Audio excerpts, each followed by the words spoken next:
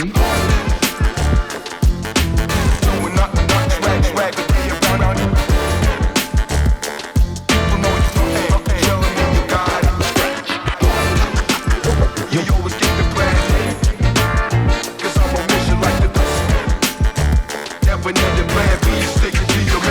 Are you ready?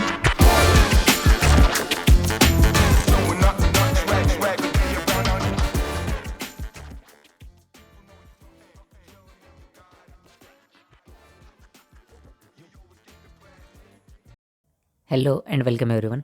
सो माई सेल्फ Pavan Kaur I am B Tech third year student from IIT Dharwad. तो JEE Mains के crash course में हमने कैलकुलस का पूरा पार्ट कंप्लीट कर दिया. पहले हमने डिफरेंशियल कैलकुलस कंप्लीट करा, फिर हमने इंटीग्रल कैलकुलस भी कंप्लीट कर दिया. तो आज से हम लोग स्टार्ट करेंगे अलजेब्रा.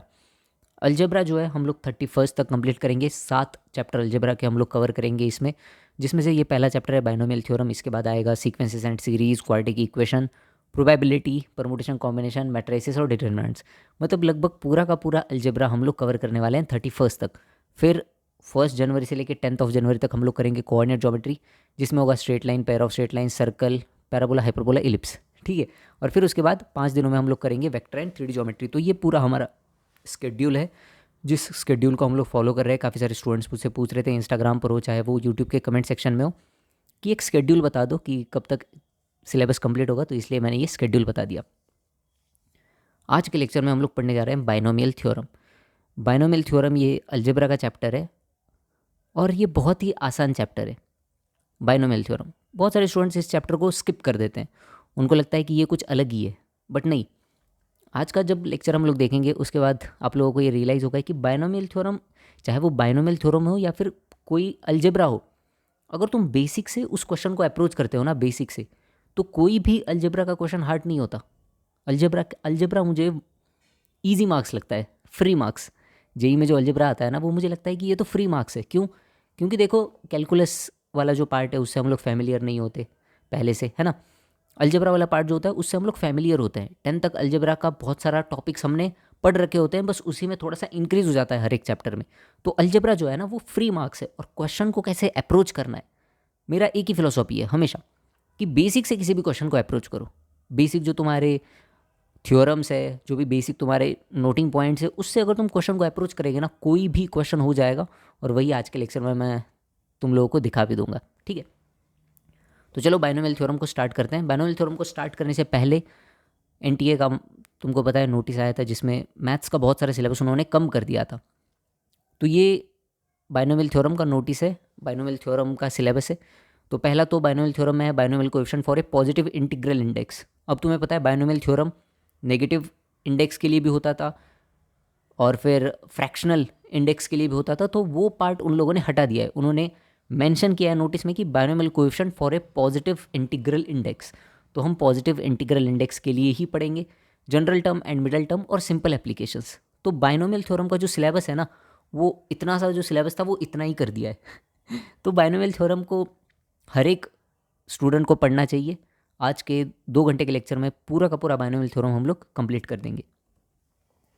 सबसे पहले बाइनोमियल एक्सपांशन. तो ये एक्सपांशन ना सबको याद होना चाहिए, क्योंकि इसी एक एक्सपांशन से हम लोग सारे के सारे बाइनोमियल थ्योरम के क्वेश्चंस करेंगे. x + y whole to the power n equal to nc0 x to the power n plus nc1 x to the power n - 1 into y plus nc2 x to the power n - 2 into y square. तो ये है binomial expansion. ठीक है. अब इस binomial expansion में कुछ चीज़ें नोटिस करो. एक चीज़ तो नोटिस करने वाली ये है कि जो वेरिएबल की पावर है ना, दोनों का सम हमेशा n आ रहा है. देखो n - 2 इंटू प्लस 2 n. तो मतलब वेरिएबल की जो पावर है वो हमेशा सेम रहती है, n, दोनों का एडिशन. दूसरी चीज़ नोटिस करने वाली ये है कि जो x का पावर है वो डिक्रीज हो रही है धीरे धीरे एक एक से, और y की पावर क्या हो रही है, इंक्रीज हो रही है. सो this is the binomial expansion. अब ये बाइनोमियल एक्सपांशन आता कहाँ से है, तो ये आता है पास्कल ट्राइंगल से. ठीक है. तुम लोगों ने पढ़ाई होगा पास्कल ट्राइंगल, और उससे ये बाइनोमियल एक्सपांशन कैसे आता है. एक्चुअली ये सबसे बेसिक फॉर्मूला है बाइनोमियल थ्योरम का. ठीक है. नेक्स्ट, अब हम लोग एक्सपांशन करते हैं x - y whole to the power n का. तो इसका एक्सपांशन कैसे होगा, देखो पहले तो मैं इसको लिख सकता हूँ x plus minus y whole to the power n, लिख सकता हूँ कि नहीं. और इसका एक्सपांशन तो मुझे पता है, इसका एक्सपांशन क्या होगा, nc0 x to the power n plus nc1 x to the power n - 1 और minus y to the power 1, correct है, plus nc2 x to the power n - 2.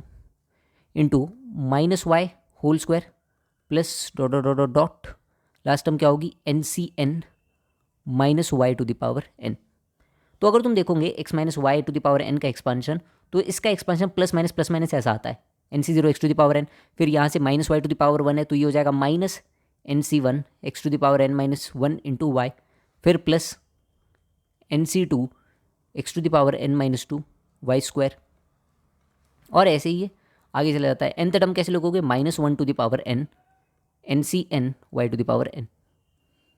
तो पहले तो ये दो एक्सपांशन सभी लोगों को याद होने चाहिए, सबसे बेसिक एक्सपांशन है ये, x plus y whole to the power n और x minus y whole to the power n, इन दोनों के एक्सपांशन। फ़र्क सिर्फ इतना आता है कि प्लस माइनस साइन चेंज होता रहता है। अब यहीं से तुम one plus x to the power n का भी एक्सपांशन लिख सकते हो, एक्स की जगह पे वन रिप्लेस कर दो, वाई की जगह पे एक्स रिप्लेस कर दो। One minus x whole to the power n का भी एक्सपांशन लिख सकते हो, एक्स की जगह पे वन, वाई की जगह पे माइनस एक्स रिप्लेस कर दो। तो इन दोनों एक्सपांशन से ना बायनोमियल थ्योरम में जितने भी और एक्सपांशन है सारे के सारे एक्सपांशन हम लोग लिख सकते हैं। क्लियर है ये दोनों एक्सपांशन? क्लियर हो गए? चलो क्वेश्चन कर लेते हैं इन पे। देखो एक क्वेश्चन मैं बताता हूँ, फिर इसके आगे के क्वेश्चन तुम लोग ट्राई करना।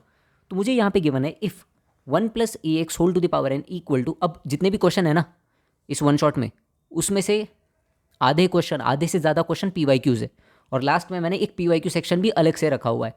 तो प्रीवियस ईयर क्वेश्चन का पूरा भर दिया है मैंने लेक्चर, ठीक है। देखो क्वेश्चन में क्या गिवन है, if one plus a x whole to the power n equal to this then find a and n. तो हमें ए एंड एन की वैल्यू बतानी है।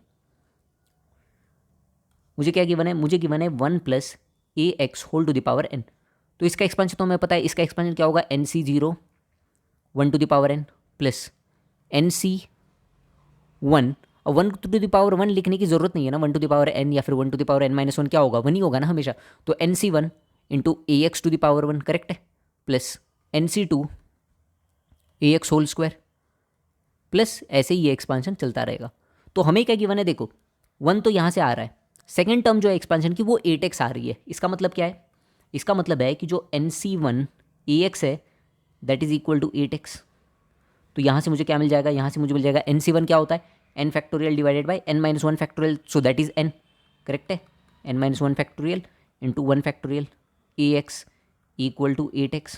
तो यहाँ से एक्स कैंसिल हो जाएगा, एन माइनस वन फैक्टोरियल से n factorial n times, so that implies n a equal to eight. तो मुझे पहली इक्वेशन मिल गई यहाँ से, मुझे क्या मिल गई, मुझे यहाँ से पहली इक्वेशन मिल गई। अब सेकंड इक्वेशन क्या होगी, 24x स्क्वायर जो थर्ड टर्म है that is equal to this, है ना।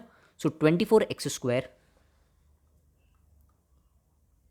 Equal to n C two a x whole square.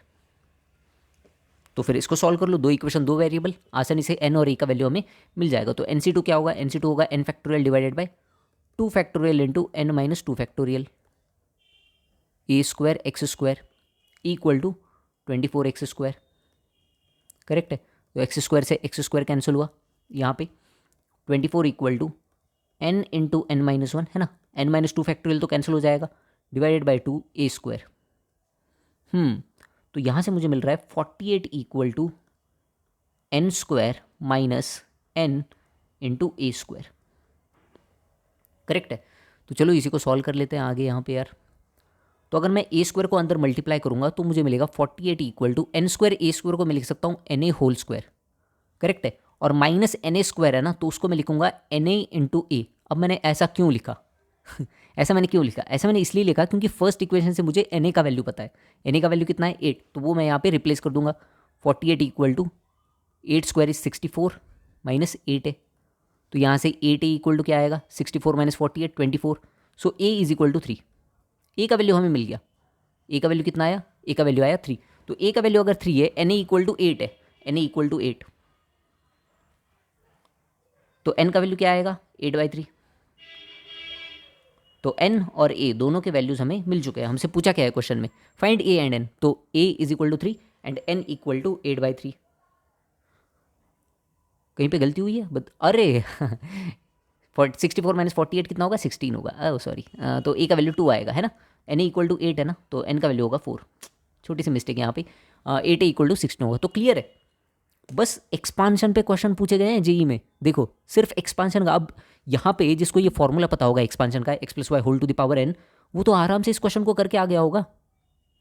तो यही मैं कहना चाहता हूँ कि ये जो फ्री के मार्क्स होते हैं ना, इन मार्क्स को नहीं छोड़ना है बिल्कुल भी। और अलजेब्रा में तो ना भाई, अलजेब्रा तुम्हारी ऐसी बना दूंगा ना मैं, ऐसी मतलब ऐसे बोलो जुबा केसरी करते रह जाओगे एग्जाम में, यार ये भी हो गया, ये भी हो गया, ये भी हो गया। ठीक है, चलो नेक्स्ट क्वेश्चन करते हैं। नेक्स्ट थोड़ा सा कॉन्सेप्ट है।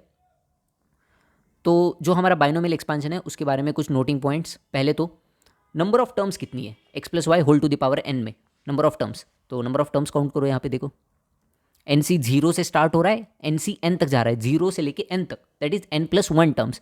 तो x plus y whole to the power n, ये जो एक्सपांशन है इसमें एन प्लस वन टर्म्स होती है टोटल। ठीक है। दूसरी चीज नोटिंग पॉइंट, जो इंडाइसेस के सम है एक्स एंड वाई के, वो हर एक टर्म में इक्वल टू एन होते हैं, जो हमने देखा पहले, x to the power n, फिर एक्स की पावर एक से कम होती है, वाई की पावर एक से बढ़ती है, फिर एक्स की पावर एक से कम होती है, वाई की पावर और एक से बढ़ जाती है। बट जो सम है दोनों के इंडेक्स का, वो इक्वल टू एन ही रहता है हमेशा। समझ रहे हो। तीसरी चीज, जो बाइनोमियल कोएफिशिएंट्स है वो बिगिनिंग और एंड से इक्वल है, that is n C zero equal to n C n. ये तो नॉर्मल सी चीज है। एन सी जीरो मतलब n factorial by n factorial, n C n भी n factorial by n factorial, n C one and n C n minus one दोनों equal होते हैं। एक्चुअली यहाँ पे एक फॉर्मूला होता है, n C r equal to n C n minus r, ये फॉर्मूला होता है। ठीक है, प्रूफ देखना इसका, अरे यहीं पे देख लो प्रूफ यार। एन सी आर क्या होगा, n factorial divided by r factorial into n minus r factorial, correct. अगर मैं एन सी एन माइनस आर करता हूँ तो n factorial divided by n minus r factorial into n minus n minus r, तो r e factorial आएगा। तो दोनों ये सेम होते हैं, n C r equal to n C n minus r. ठीक है, n C r equal to n C n minus r. ये तीन नोटिंग पॉइंट्स थे जो हमारा पहला बाइनोमियल एक्सपांशन था उसके बारे में। General term, okay. अब आ जाते हैं जनरल टर्म पे। इसके बाद जितने भी क्वेश्चन है वो क्वेश्चन मैं तुम्हें पहले दूंगा ट्राई करने के लिए, उसके बाद मैं करूँगा। ठीक है, ये नहीं कि सर आप ही कर दिए पिछला क्वेश्चन, हमसे बोले आपकी एक और क्वेश्चन है, क्वेश्चन था ही नहीं। ठीक है, इसके बाद जितने भी क्वेश्चन होंगे ना उसमें मैं पहले तुम्हें ट्राई करने के लिए दूंगा, उसके बाद मैं करूँगा। देखो जनरल टर्म, जैसे हम लोग एपी में लिखते हैं general term a plus n minus one into d, GP में जनरल टर्म होती है a r to the power n minus one, है ना। एचपी में जनरल टर्म, एचपी को उल्टा कर दो एपी हो जाएगा, उसमें जनरल टर्म निकाल लो। वैसे ही किसी भी बाइनोमियल एक्सपांशन में जनरल टर्म क्या होगी, अगर मैंने x plus y whole to the power n ये बाइनोमियल एक्सपांशन दिया है, अगर मैंने उसमें पूछ लिया कि बताओ आर्थ टर्म क्या है, तो वो क्या होगी। देखो यहाँ पे तो फर्स्ट टर्म में तुम्हें दिख रहा है, फर्स्ट टर्म में यहाँ पे क्या आ रहा है, एन सी जीरो, फर्स्ट टर्म में जीरो आ रहा है। सेकेंड टर्म में क्या आ रहा है, एन सी वन, सेकेंड टर्म में वन आ रहा है। और एक्स की पावर क्या आ रही है, एन माइनस वन आ रही है, और वाई की पावर क्या आ रही है, जो यहाँ पे लिखा है वन। तो मैं यहाँ पे लिख सकता हूँ जनरल टर्म, क्या लिख सकता हूँ मैं जनरल टर्म, देखो जनरल टर्म। अब एक्चुअली मैं टी आर नहीं लिखूंगा जनरल टर्म, क्योंकि फर्स्ट टर्म में यहाँ पे जीरो आ रहा है ना, तो मैं टी आर प्लस वन लिखूंगा, T r plus one, T r plus one, है ना। तो टी आर प्लस वन क्या होगा, एन सी आर, एक्स की पावर क्या आ रही है, एन माइनस आर, देखो n minus r into y to the power r. मतलब अगर तुम्हें फर्स्ट टर्म चाहिए, फर्स्ट टर्म चाहिए तो तुम क्या करोगे, आर का वैल्यू जीरो पुट करोगे, एक्चुअली एक से एक कम पुट करना है वैल्यू। फर्स्ट टर्म चाहिए तो आर का वैल्यू क्या पुट करोगे, जीरो, देखो n C zero, x to the power n, y to the power zero. अगर तुम्हें मान लो थर्ड टर्म चाहिए, थर्ड टर्म क्या होगी, T two plus one, third है ना थर्ड, तो टू प्लस वन, आर का वैल्यू क्या है two, so n C two x to the power n minus two y to the power two, correct है बिल्कुल। So this is the general term in the binomial expansion. बहुत ही important point, बहुत ही important point है ये। ठीक है, general term of A binomial expansion. कुछ question करते हैं, चलो ट्राई करो इस क्वेश्चन को, देखते हैं कितने लोग करते हैं। This is A previous year question, ये प्रीवियस ईयर क्वेश्चन है, ट्राई करो।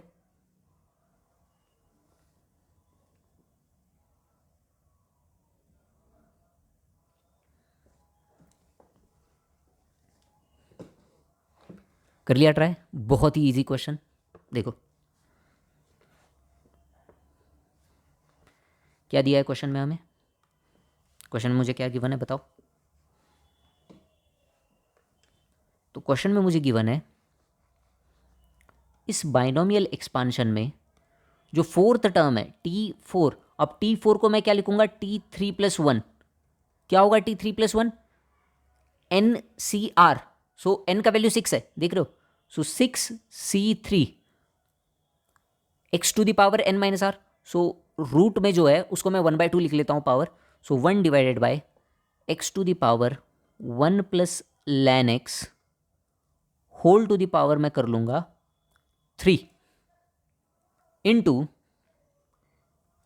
X to the power 1/12 whole to the power r. तो ये मैंने लिख लिया फोर्थ टर्म इस बाइनोमियल एक्सपांशन का, करेक्ट है।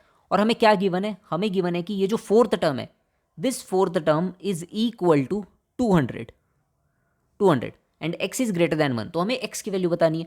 मतलब सिंपल सा हमें इस इक्वेशन को सॉल्व करना है। बाइनोमियल थ्योरम का जितना एप्लीकेशन था वो एप्लीकेशन मैंने कर दिया। बाइनोमियल थ्योरम का इस क्वेश्चन में इतना ही एप्लीकेशन था फोर्थ टर्म निकालने में। अब बाकी का जो एप्लीकेशन है वो एप्लीकेशन तुम्हारा है थ्योरी ऑफ इक्वेशंस का। इसी इक्वेशन को तुम्हें सॉल्व करना है। चलो 63 क्या होगा, 63 होगा 6 factorial divided by 3 factorial into 3 factorial into x to the power. अब इसको मैं लिख सकता हूँ, देखो इसको मैं क्या लिख सकता हूँ, इसको मैं लिख सकता हूँ x to the power -1 plus ln x, या फिर लिख लो, ठीक है। ये क्या होगा, अरे ये रूट में था ना शायद, 3/2 होगा ना यहाँ पे, वही मैं सोच रहा हूँ। ये तो रूट में था ना, तो ये क्या होगा, ये होगा 3/2। तो एक्स टू द पावर क्या आएगा, एक्स टू द पावर बताओ, एक्स टू द पावर ये तो आएगा x to the power 1/4 into ये आएगा 1/x टू द पावर 3/2, है ना। 1/x टू द पावर ये जो भी है यार लिख लो इसको, 1/x to the power 1 plus ln x into 3/2।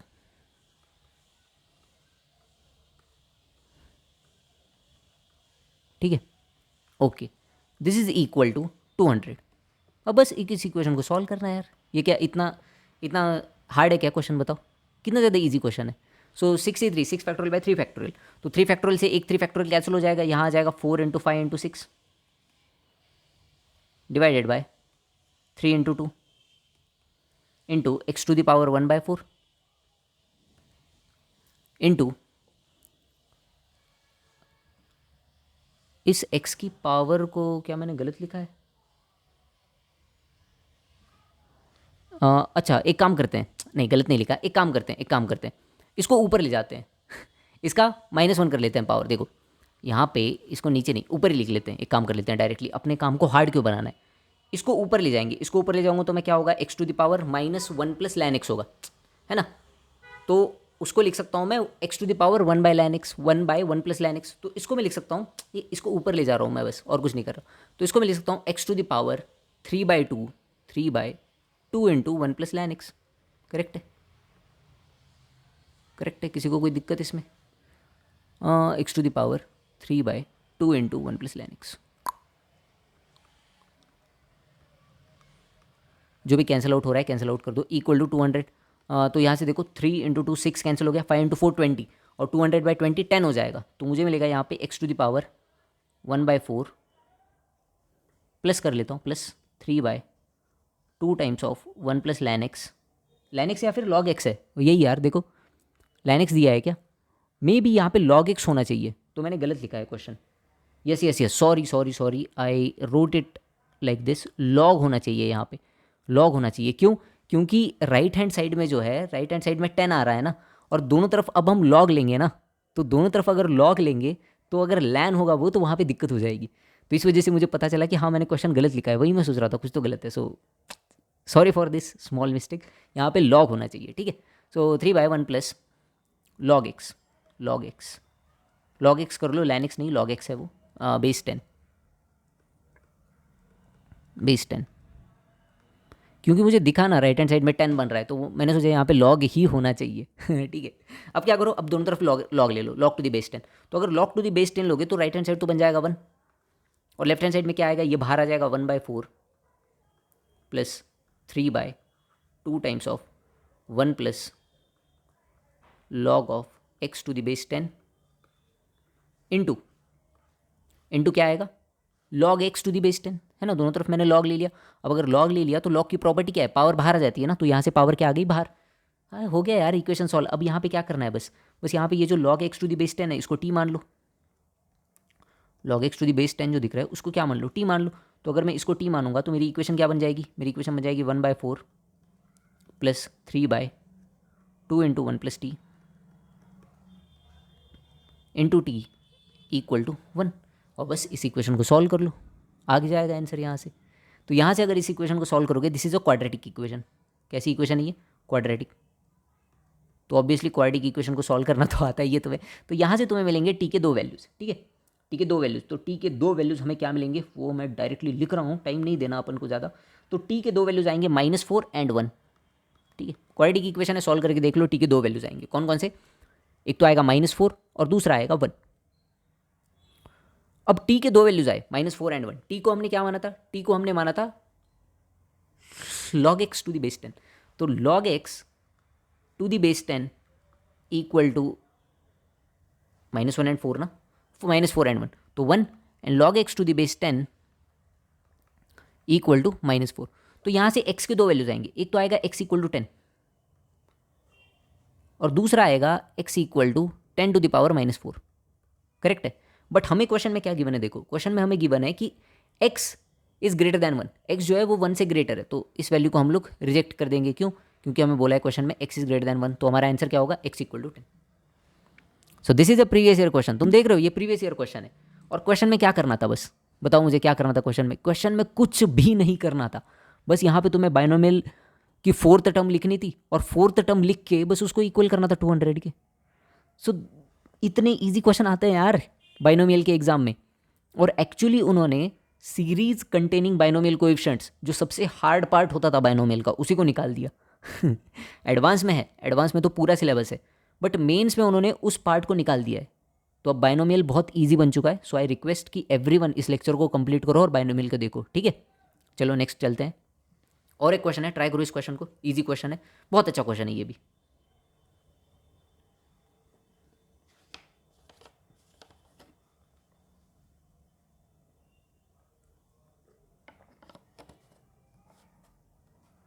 Previous year question है ये भी।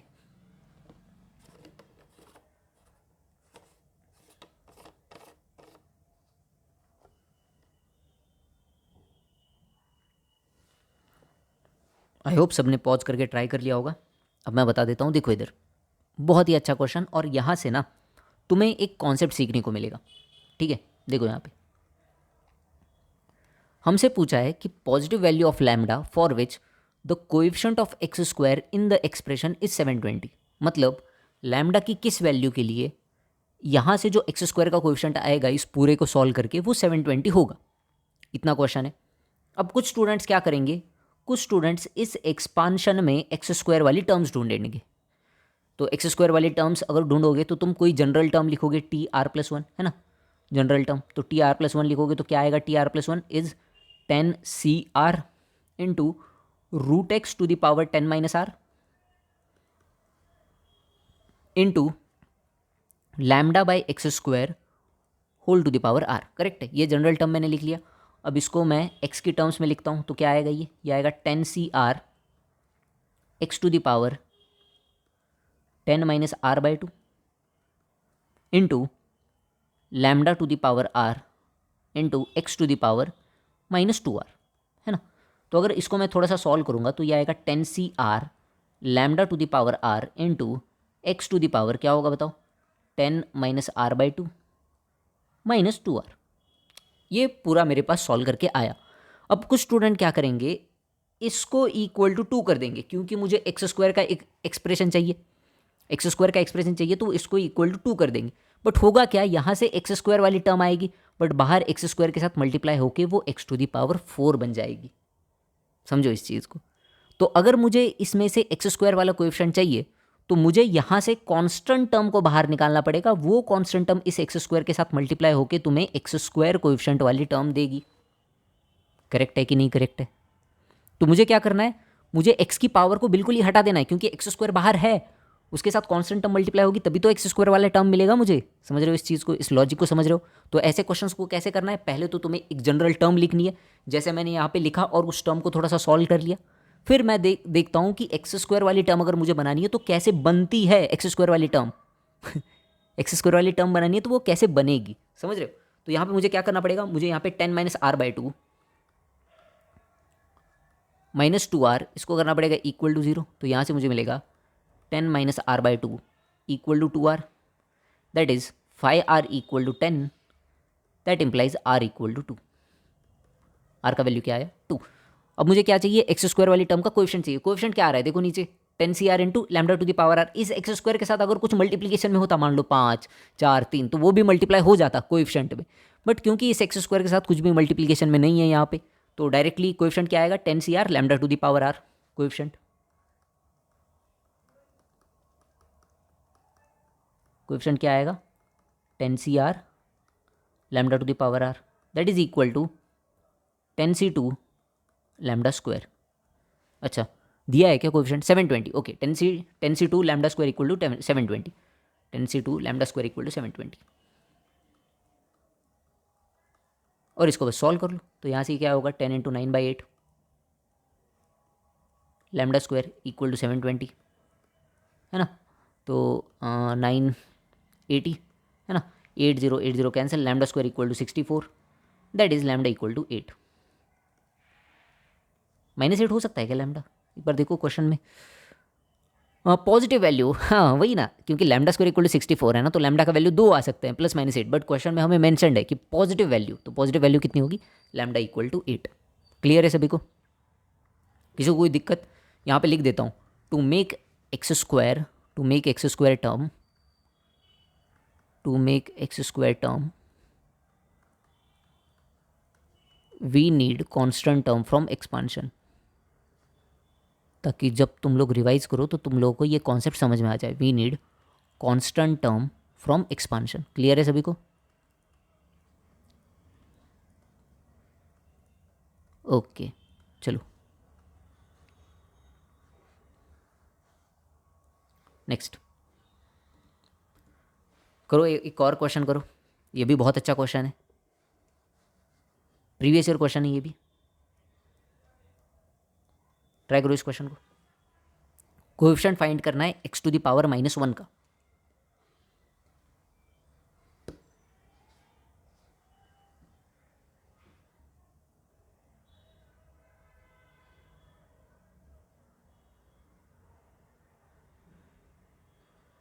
अच्छा पिछले वाले में कहीं पे कैलकुलेशन, अरे यार छोटे छोटे, यहाँ पे टू फैक्टोरियल आएगा ना, क्योंकि 8 फैक्टोरियल और 8 फैक्टोरियल कैंसिल हो जाएगा ना। देखो 10 से 2, तो 8 फैक्टोरियल कैंसिल हो गया, नीचे 2 फैक्टोरियल मतलब 2 आएगा ना, नीचे 2 आएगा तो यहाँ पे 16 आ जाएगा एक्चुअली, लैम्डा का वैल्यू होगा 4। ठीक है, नेक्स्ट क्वेश्चन करते हैं। अच्छा ये कैलकुलेशन मिस्टेक होते क्यों है, तो एक्चुअली मेरा कैलकुलेशन का आदत पूरा छूट चुका है तुम लोग जैसे ही IIT में जाओगे या फिर NIT में कहीं पर भी जाओगे, वहाँ पे साइंटिफिक कैलकुलेटर अलाउड हो जाते हैं, तो साइंटिफिक कैलकुलेटर अलाउड हो जाते हैं तो कैलकुलेशन करते ही नहीं है हम लोग, सीधा डाल दिया कैलकुलेटर पे आ गया आंसर, तो इस वजह से थोड़ा सा कैलकुलेशन में मिस्टेक हो जाता है। चलो कॉन्सेप्ट इज़ द बॉस भाई, ठीक है, कॉन्सेप्ट समझो। यहाँ पे x टू द पावर -1 का कोएफिशिएंट फाइंड करो। देखो ध्यान से करेंगे अपन लोग। देखो इधर अभी coefficient of x to the power -1 मैं बता रहा हूँ अभी, देखो ट्राई कर लिया तुम लोगों ने, coefficient of x to the power -1।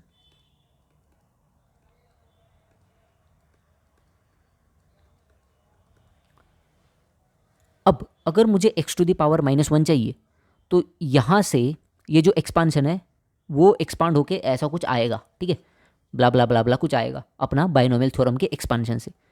तो x टू द पावर -1 वाली टर्म कब आएगी, जब 1 मल्टीप्लाई होगा इसकी x टू द पावर -1 वाली टर्म्स के साथ। जब 1 इसकी x टू द पावर -1 वाली टर्म के साथ मल्टीप्लाई होगा तभी तो मुझे x टू द पावर -1 वाली एक टर्म मिलेगी, समझ रहे हो तुम। तो इसकी x टू द पावर -1 वाली टर्म कौन सी होगी बताओ, सेकेंड टर्म 8C1 वही होगी ना, सेकेंड टर्म होगी, या फिर 8th टर्म होगी 8C7 नहीं, तो वो 1/x whole to the power 7 हो जाएगा ना वो। देखो इसका एक्सपांशन देखो, तो इसका एक्सपांशन में जो 8C1 1 to the power 7 into 1/x to the power 1 होगी, वही वाली तो टर्म होगी x टू द पावर -1 वाली। तो एक टर्म तो मुझे मिल गई, क्या मिल गई, 1 इंटू 8C1, करेक्ट है। देखो अब आगे प्लस, अब 3x² वाली टर्म जो है इसकी कौन सी वाले टर्म्स के साथ मिलके x टू द पावर -1 बनाएगी, ऑब्वियसली 1/x³ वाली जो भी टर्म होगी, करेक्ट है, जिसमें नीचे x³ आएगा तभी तो ये x टू द पावर -1 मिलेगा। सो दैट मीन्स दूसरा मुझे x टू द पावर -1 कब मिलेगा, जब 3, मैं सिर्फ कोएफिशिएंट लिख रहा हूँ ध्यान देना, 3 इंटू, अब इसकी x³ वाली टर्म कौन सी होगी, तो वो तो होगी 8C3 है ना, 8C3 1 to the power 8 -3 1/x whole to the power 3, तो 3 × 8c3 प्लस x⁴ वाली टर्म कब x⁻⁻1 बनाएगी इसके साथ मल्टीप्लाई होके, तो वो तब बनाएगी इसकी 1/x⁵ वाले टर्म्स के साथ। दैट मीन्स 8c5 1 कुछ भी हो 1/x⁻3। So that means 1 × 8c5। तो तुम समझ रहे हो ना कॉन्सेप्ट। यहाँ पे मैं टर्म बना रहा हूँ, मैं देख रहा हूँ कि जो कोएफिशिएंट मुझे पूछा है x⁻⁻1 वो कैसे बन रहा है। कॉन्सेप्ट को समझो, जो कोएफिशिएंट मुझे पूछा है वो कैसे बन रहा है। अब पिछले क्वेश्चन में क्या पूछा था, x² पूछा था ना, तो मैंने देखा x² कैसे बन रहा है, अंदर से एक कांस्टेंट टर्म उठा के बाहर x² के साथ मल्टीप्लाई होके, वैसे ही यहाँ पे बस यहाँ पे 3 टर्म बन रही है अलग अलग, समझ रहे हो। तो इसको सॉल्व करो, क्या आएगा, 8c1 तो ऑब्वियसली 8 आएगा, प्लस 3 × 8c3 कितना होगा, 8 × 7 × 6 डिवाइडेड बाय 3 × 2, करेक्ट है। सो 3 × 2 = 6, 56, 3 × 56 प्लस 8c5 कितना आएगा, तो 8 × 7 × 6 डिवाइडेड बाय 5 फैक्टोरियल तो कैंसिल हो गया, 3 × 2। अरे 8c3 और 8c5 सेम ही होगा ना है ना। सो दैट इज 1 × 56। इसको सॉल्व करके जो भी आंसर आता है वो तुम्हारा आंसर होगा। 56 × 4 224 plus 8 232, 232 is your final answer. तो आ गया सबको समझ में। अगर किसी पर्टिकुलर कोएफिशिएंट वाली टर्म पूछी है हमसे तो हम कैसे सॉल्व करेंगे। Everyone clear. चलो फिर नेक्स्ट क्वेश्चन पे चलते हैं। नेक्स्ट है कॉन्सेप्ट, ठीक है, क्वेश्चन अभी खत्म हो गए। नेक्स्ट है अपना कॉन्सेप्ट। क्लियर है सभी को, ओके। अब देखो मिडल टर्म अब x+y² का एक बड़ा सा बाइनोमियल एक्सपांशन आता था, nc0 x⁴n plus nc1 x⁻n−1 into y plus nc2 x⁻n−2 into y square. ऐसा टोटल नंबर ऑफ टर्म्स कितनी थी, n+1 थी टोटल नंबर ऑफ टर्म्स। तो इनमें कोई तो एक मिडल टर्म होगी, बिल्कुल सही बात है ना, इनमें कोई तो एक मिडल टर्म होगी। अब अगर total number of terms odd है, जैसे कि 3, टोटल नंबर ऑफ टर्म्स अगर 3 है मतलब ऑड है, तो उसमें सिर्फ एक ही मिडल टर्म होती है। जैसे अगर 3 है तो सेकंड वाली टर्म मिडल टर्म होगी। अगर 5 है टोटल नंबर ऑफ टर्म्स तो उसमें थर्ड वाली टर्म मिडल टर्म होगी। अगर 7 है तो उसमें फोर्थ वाली टर्म मिडल टर्म होगी। समझ रहे हो तुम। तो अगर n इवन है तो total number of terms odd आएंगे, मतलब एक ही मिडल टर्म मिलेंगी तुम्हें, और वो मिडल टर्म क्या होगी, n+2/2th टर्म। अगर total number of terms even है, मतलब जब n ऑड होगा तब टोटल नंबर ऑफ टर्म्स क्या आएंगी, n+1 विच इज इवन। तो उसमें दो मिडल टर्म्स मिलेंगी, एक तो n+1/2 और दूसरा n+1/2 + 1th टर्म। ये क्या होंगी, ये होंगी मिडल टर्म्स। और एक नोटिंग पॉइंट देख लो कि जो मिडल टर्म होती है ना उसका बाइनोमियल कोएफिशिएंट ग्रेटेस्ट होता है। अब इसका मीनिंग क्या है, एक्चुअली कोएफिशिएंट और binomial coefficient are different. Coefficient मतलब जो एक्चुअल उसका कोएफिशिएंट है, बाइनोमियल कोएफिशिएंट मतलब nc0 nc1 nc2 nc3, इनको कहते हैं बाइनोमियल कोएफिशिएंट। तो जो भी मिडल टर्म होती है ना उसका बाइनोमियल कोएफिशिएंट हमेशा ग्रेटेस्ट रहता है। जो भी मिडल टर्म होती है उसका बाइनोमियल कोएफिशिएंट ग्रेटेस्ट रहता है। जैसे अगर टोटल नंबर ऑफ टर्म्स 3 है, nc0 nc1 nc2, तो nc1 जो होगा उसका बाइनोमियल कोएफिशिएंट ग्रेटेस्ट होगा। समझ रहे हो तुम। अगर 5 मिडल टर्म्स है तो जो थर्ड वाली टर्म होगी उसका बाइनोमियल कोएफिशिएंट ग्रेटेस्ट होगा। Binomial coefficient, don't confuse it with normal coefficient, नहीं, binomial coefficient nc0 nc1 that. Okay चलो कुछ एग्जांपल कर लेते हैं इस पे। ट्राई करो इस क्वेश्चन को, इसमें तुम्हें मिडल टर्म फाइंड करनी। अब देखो पावर दोनों की इवन है, 4 और 6, मतलब टोटल नंबर ऑफ टर्म्स कितनी आएंगी इसकी, 5 और 7, मतलब टोटल नंबर ऑफ टर्म्स इसकी ऑड आ रही है। दैट मीन्स एक एक ही मिडल टर्म होगी एक एक ही मिडल टर्म होगी। 5 वाले में थर्ड वाली टर्म मिडल होगी, 7 वाले में फोर्थ वाली टर्म मिडल होगी। ठीक है ट्राई करो।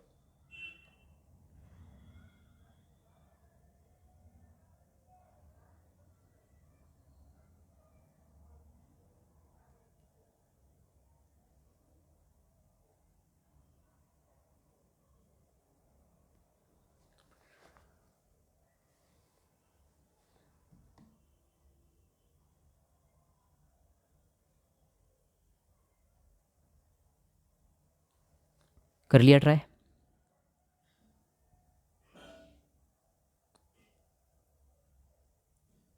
आ गया अल्फा का वैल्यू, देख लो अभी मैं बताता हूँ। देखो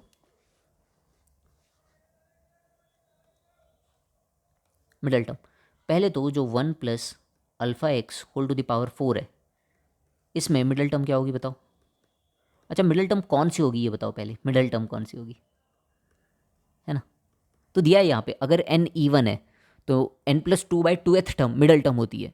एक ये तो फॉर्मूला है निकालने के लिए, थोड़ा सा दिमाग लगाओगे तो लॉजिक से भी निकल जाएगा। अगर 4 है तो 5 होगा टोटल नंबर ऑफ टर्म्स, तो थर्ड वाली टर्म मिडल टर्म होगी, ऐसे भी निकाल सकते हो या फिर फॉर्मूला रख के भी निकाल सकते हो। मिडल टर्म कौन सी होगी, Tn+2/2th मतलब T4+2/2th, दैट इज कौन सी टर्म, T3, थर्ड टर्म।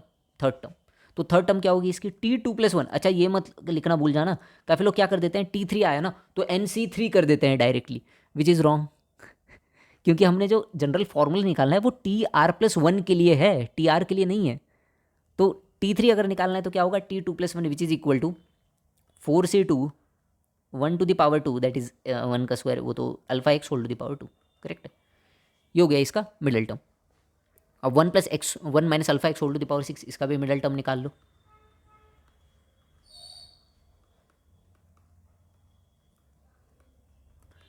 इसका मिडल टर्म क्या आएगा, Tn+2/2 that is equal to T6+2/2 T4, तो T4 T3+1 6C3 1⁻³ लिखने की ज़रूरत नहीं है, -α x होल क्यूब, ठीक है।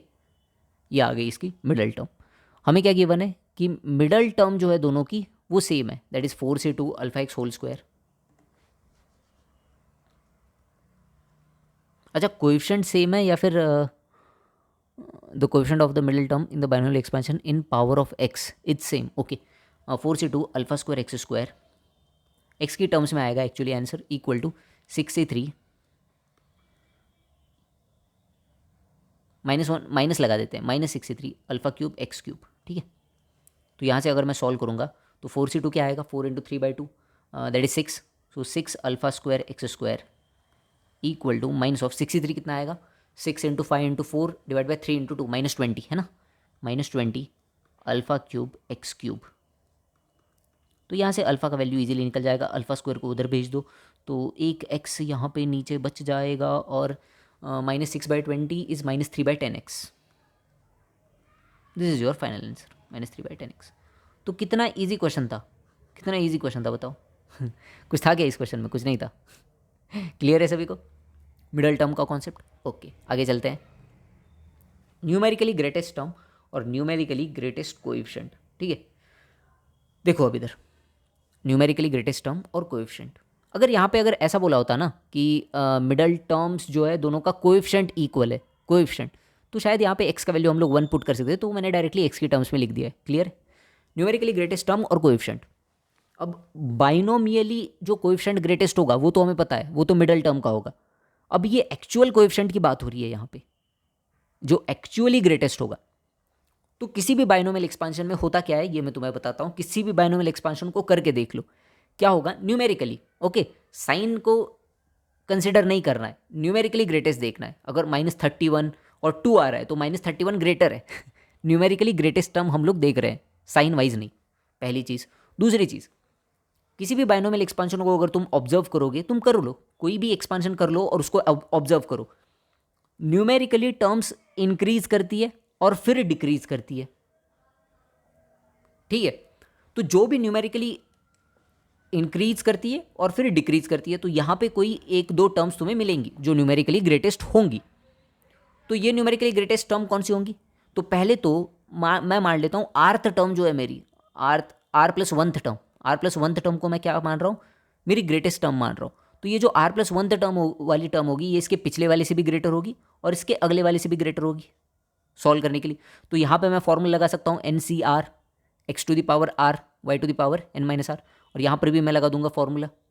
तो इन दो इनइक्वालिटीज़ को सॉल्व करके हमारे पास ये फॉर्मूला आता है, इन दोनों इनइक्वालिटीज़ को सॉल्व करके हमारे पास ये फॉर्मूला आता है, where our TR+1 is numerically greatest term.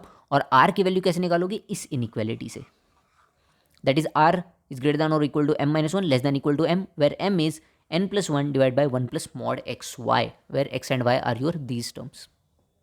एक क्वेश्चन मैं करके दिखा देता हूँ क्योंकि ये इतना ईजी कॉन्सेप्ट है ना, आराम से समझ में आ जाएगा। देखो मुझे इस एक्सपांशन में लार्जेस्ट टर्म पूछा है, ग्रेटेस्ट टर्म पूछा है, कौन सी होगी। पहले तो m का वैल्यू फाइंड करना है, m का वैल्यू क्या होगा, m का वैल्यू होगा n+1 divide by 1 plus mod of x by y। ठीक है, तो ये क्या आएगा, n तो है 50, so this is 51 divided by 1 plus mod of x की जगह पे है 3 डिवाइडेड बाय इसकी जगह पे है 2x, x का वैल्यू है 1/5, तो 2 इंटू 1/5, 2 इंटू 1/5 कितना होता है 2/5 विच इज़ 15/2। अच्छा पूरा लिख देता हूँ, पता चला तुम्हें बाद में समझ नहीं आ रहा कि ये कैसे किया था। तो 51 पहले मैंने ऊपर किया, नीचे ये आया, ये होगा 51 divide by 1 plus 3 divided by 2 into 5, 2 into 1/5, क्योंकि x का वैल्यू हमें क्या गिवन है 1/5 गिवन है। तो ये कितना होगा, ये होगा 51 इंटू, ये तो आएगा 15/2 और मॉड में है तो बाहर आके भी 15/2, 51 इंटू 2/17 होगा, करेक्ट। तो इसका वैल्यू आया m का इक्वल टू 6। m का वैल्यू क्या आया, m का वैल्यू मुझे मिला इक्वल टू 6। r क्या है, greater than equal to m-1, so r is greater than और equal to 6-1 that is 5 and less than और equal to m that is 6। तो यहां पे तुम्हारे न्यूमेरिकली ग्रेटेस्ट दो टर्म्स होंगे, न्यूमेरिकली ग्रेटेस्ट दो टर्म्स होंगे, एक जब r इक्वल टू 5 होगा दैट इज t 5+1, और दूसरा जब r इक्वल टू 6 होगा दैट इज t 6+1। ये दो तुम्हारे न्यूमेरिकली ग्रेटेस्ट टर्म होंगे। बस इतना सही होता है न्यूमेरिकल ग्रेटेस्ट टर्म का कॉन्सेप्ट। m का वैल्यू निकालो, इनइक्वालिटी में पुट करो, जो भी आंसर आता है वो तुम्हारा आंसर होगा। अब इस क्वेश्चन में एक्चुअली दो आ रहे हैं, बहुत सारे में जो m का वैल्यू है वो फ्रैक्शनल वैल्यू आएगा, फ्रैक्शनल वैल्यू आएगा तो उसमें एक ही आंसर मिलेगा, एक ही न्यूमेरिकली ग्रेटेस्ट टर्म मिलेगा। अब t6 या फिर t7 कुछ भी फाइंड कर लो, दोनों न्यूमेरिकली ग्रेटेस्ट होंगे, तो मैं t5+1 फाइंड कर रहा हूँ। t5+1 क्या होगा, t5+1 equal to 50c5 3 to the power 50 minus 5 that is 3 to the power 45 into 2x to the power 5 that is 2 to the power 5 into x to the power 5। Okay, तो ये तुम्हारा numerically greatest coefficient होगा। ठीक है, ये तुम्हारा क्या होगा, न्यूमेरिकली ग्रेटेस्ट कोएफिशिएंट। क्लियर है सभी को, न्यूमेरिकली ग्रेटेस्ट कोएफिशिएंट। चलो नेक्स्ट कॉन्सेप्ट पे चलते हैं, और टाइम कितना हो गया यार अच्छा, नेक्स्ट कॉन्सेप्ट है डिविजिबिलिटी एंड रिमाइंडर का, 42 मिनट्स। अच्छे पेस पे चल रहे हैं अपन लोग, ठीक है, क्योंकि ये इसका सिलेबस उन लोगों ने बहुत कम कर दिया है, तो मैं चाहता हूँ कि इसको अपन लोग जल्दी जल्दी ख़त्म करें। Divisibility and remainder, divisibility and remainder, इसको मैं तुम्हें डायरेक्टली क्वेश्चन से समझाऊंगा। तो क्वेश्चन ये था, और ये शायद प्रीवियस ईयर क्वेश्चन है कि 2 to the power 4n minus 15n minus 1 is divided by. पहले मैं ऑप्शन लिख के दे देता हूँ तुम्हें, क्या थे ऑप्शन। तो पहला ऑप्शन था 2 to 5, this is divisible by 2 to 5। Second था 1 to 5। थर्ड ऑप्शन था 3 to 5 and fourth is none of these. Try करो एक बार, कर सकते हो क्या, none of these, none of these, try करो।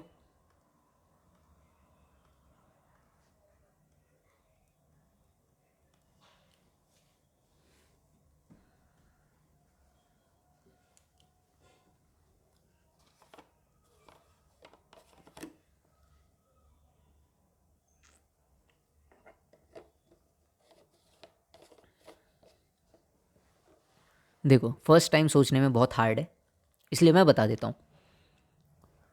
अब एक्चुअली ये जो हमें ऑप्शंस में दिख रहे हैं ये सभी 15 के मल्टीपल्स है ना। अगर 125 को छोड़ दिया जाए तो बाकी तो सभी 15 के ही मल्टीपल्स है। और क्वेश्चन में भी देखो तो 15n-1 आ रहा है, 15। Concentrate on this 15। तो हमें क्या करना है, हमें यहाँ पे बाइनोमियल एक्सपांशन लिखना होता है। अब ऑब्वियसली किसका लिख सकते हैं, 2 to the power 4n का लिख सकते हैं। तो उसका हम बाइनोमियल एक्सपांशन ऐसे लिखेंगे कि जो हमें टर्म्स गिवन है -15n-1 वो कैंसिल आउट हो जाए। वो क्या हो जाए, कैंसिल आउट हो जाए। तो हम कैसे लिख सकते हैं, देखो तो इसको मैं लिख सकता हूँ 16 to the power n, 2 to the power 4 मतलब 16 -15n-1, ठीक है। So which will be equal to 16 को मैं लिख सकता हूँ 15 + 1 whole to the power n -15n-1। हर बार यही करना होता है, तुम्हें देखना होता है कि मैं कैसे एक्सपांशन लिखूं जिससे मुझे मैक्सिमम फ़ायदा हो। हर बार यही करना होता है कि कैसे मैं एक्सपांशन लिखूं जिससे मुझे मैक्सिमम फ़ायदा हो, जिससे मेरी टर्म्स कैंसिल हो। जिससे मुझे एक यूनिफॉर्म टर्म्स मिले जो किसी एक पर्टिकुलर नंबर से डिविजिबल हो। अब यहाँ पे अगर तुम देखोगे तो 15 के मल्टीपल में टर्म्स आएंगे, और 15 के मल्टीपल में टर्म्स आएंगे मतलब वो 120 225 325 किसी से तो डिविजिबल होंगे। समझ रहे हो तुम इस बात को? भेजे में डाल पा रहे हो? तो 15 + 1 whole to the power n का एक्सपेंशन क्या होगा? इसका एक्सपेंशन होगा NC0 15 to the power n into 1 to the power 0, okay, plus NC1 15 to the power n-1, है ना, 1 की पावर लिखने की ज़रूरत नहीं है, प्लस डॉट डॉट डॉट जो होगा NCn-1, तो ये होगा 15 to the power 1 plus NCn 15 to the power 0, correct है? Okay, -15n-1।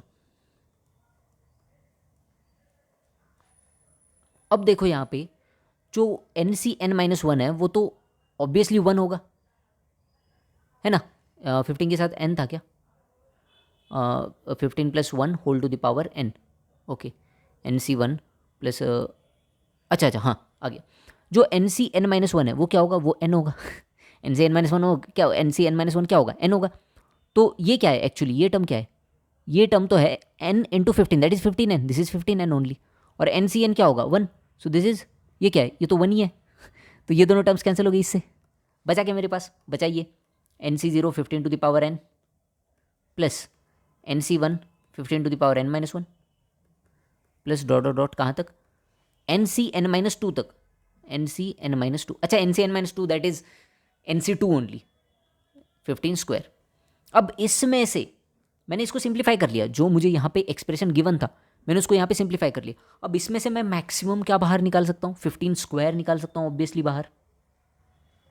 अंदर क्या बचेगा? अंदर बचेगा NC0 15 to the power n-2 plus NC1 15 to the power n-3, ऐसे, plus dot dot dot dot dot plus NCn-2, 15 square मैंने बाहर निकाल लिया सबसे। तो एक्चुअली ये जो एक्सप्रेशन है किससे डिविजिबल होगा? 15 स्क्वायर से। एंड 15 स्क्वायर क्या है? 225। आ गया आंसर 220। अगर ऑप्शन में 15 होता तो उससे भी डिविजिबल होता, 3 और 5 उनसे भी डिविजिबल होता। तो ये थोड़ी सी बेसिक सी चीज़ है, ठीक है, क्लियर है? चलो एक और क्वेश्चन करते हैं। अब इसमें तुम्हें रिमाइंडर फाइंड करना है, बट ट्रिक वही है, ट्रिक वही है। अब यहाँ पे 5 टू द पावर 99 गिवन है ना, तो उसको ऐसे लिखने के लिए ट्राई करो एक्सपांशन जो 13 के आसपास आए। सोचो खुद से सोचो, मज़ा आएगा। सोचो सोचो खुद से।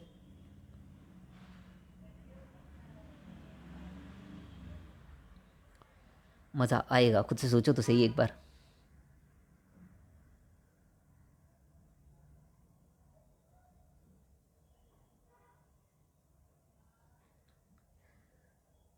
देखो इधर, अच्छा साइक्लिसिटी का कॉन्सेप्ट मैंने शायद नहीं रखा है, नहीं पढ़ा दूंगा, चलो कोई नहीं।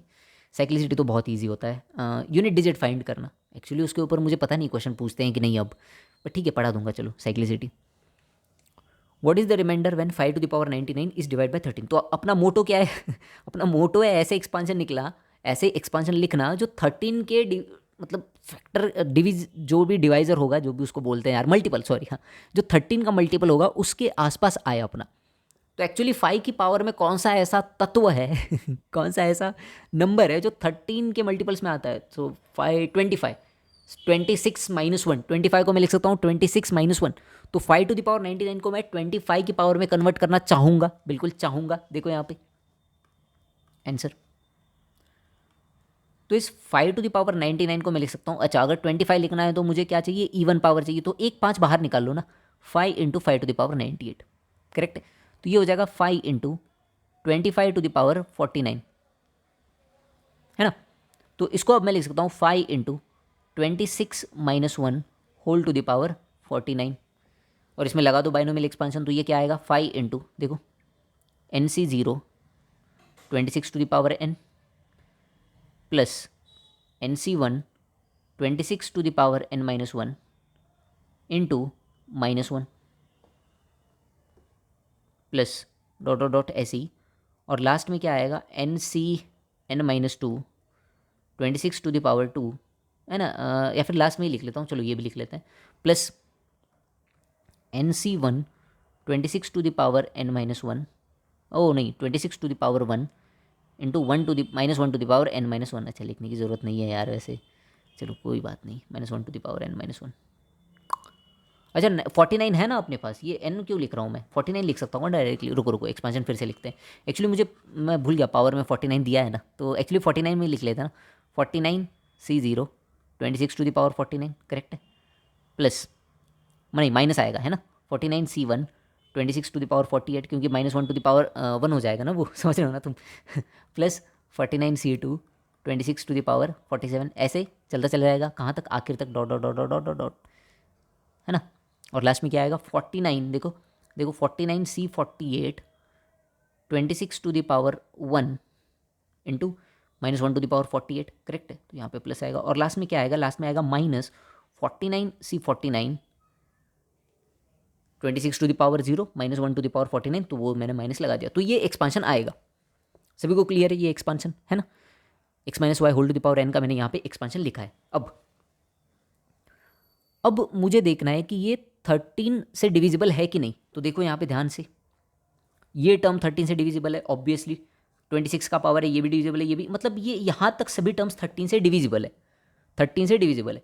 तो जो भी तुम्हारा रिमाइंडर बनेगा वो कहाँ से बनेगा, 5 इंटू इस -49 C49 से, करेक्ट है। आ रहा है सबको समझ में। तो रिमाइंडर क्या होगा, रिमाइंडर कहाँ से बन रहा है, 5 into minus of 49 C49, that is -1 -5 से, है ना। रिमाइंडर कहाँ से बन रहा है, सिर्फ यहाँ से, बाकी सब तो 13 से डिविजिबल है। तो रिमाइंडर क्या आएगा, रिमाइंडर आएगा -5। अब एक कॉन्सेप्ट याद रख लो, मुझे पता नहीं तुम्हें पता है कि नहीं ये कॉन्सेप्ट, बट समझ लो। अगर पॉजिटिव आता तो फिर तो सही था। अगर मान लो यहाँ पे प्लस आता लास्ट में अगर यहाँ पे प्लस आता तो फिर तो डायरेक्टली रिमाइंडर कितना हो जाता, 5 हो जाता डायरेक्टली रिमाइंडर। बट जब भी नेगेटिव रिमाइंडर आता है तब एक्चुअल रिमाइंडर कैसे फाइंड करते हैं, उस नंबर में नेगेटिव रिमाइंडर को ऐड करके। तो एक्चुअल रिमाइंडर क्या होगा, एक्चुअल रिमाइंडर तो -5 रिमाइंडर आ रहा है, जब हम लोग 13 से डिवाइड करें तो एक्चुअल रिमाइंडर कितना होगा, -5 + 13 which is equal to 8। Clear है सभी को, हो गया। चलो अच्छा, नेक्स्ट कॉन्सेप्ट पढ़ने से पहले एक और कॉन्सेप्ट पढ़ लो, साइक्लिसिटी का। यूनिट डिजिट फाइंड करने के लिए होता है ये। आई डोंट नो वो अभी पूछते हैं कि नहीं सवाल इस पे, बट देख लो। यूनिट डिजिट है ना। एक लेके समझाता हूँ, एक एग्जाम्पल लेके, उससे तुम बाकी के खुद से कर सकते हो, ठीक है। यूनिट डिजिट, अब यूनिट डिजिट का समझाने के लिए एग्जाम्पल ले लेते हैं। चलो 3 की पावर 98, और मुझसे पूछा कि इसकी यूनिट डिजिट बताओ। अब 3 की पावर 98 की यूनिट डिजिट क्या होगी। तो एक्चुअल में अगर तुम 3 की पावर को ऑब्जर्व करोगे, 3 की पावर 1 करोगे तो यूनिट डिजिट क्या आएगा, ऑब्वियसली 3। 3 की पावर 2 करोगे तो 9। 3 की पावर 3 करोगे तो 9 × 3 27। यूनिट डिजिट लिख रहा हूँ मैं यहाँ पे, ठीक है, यूनिट डिजिट।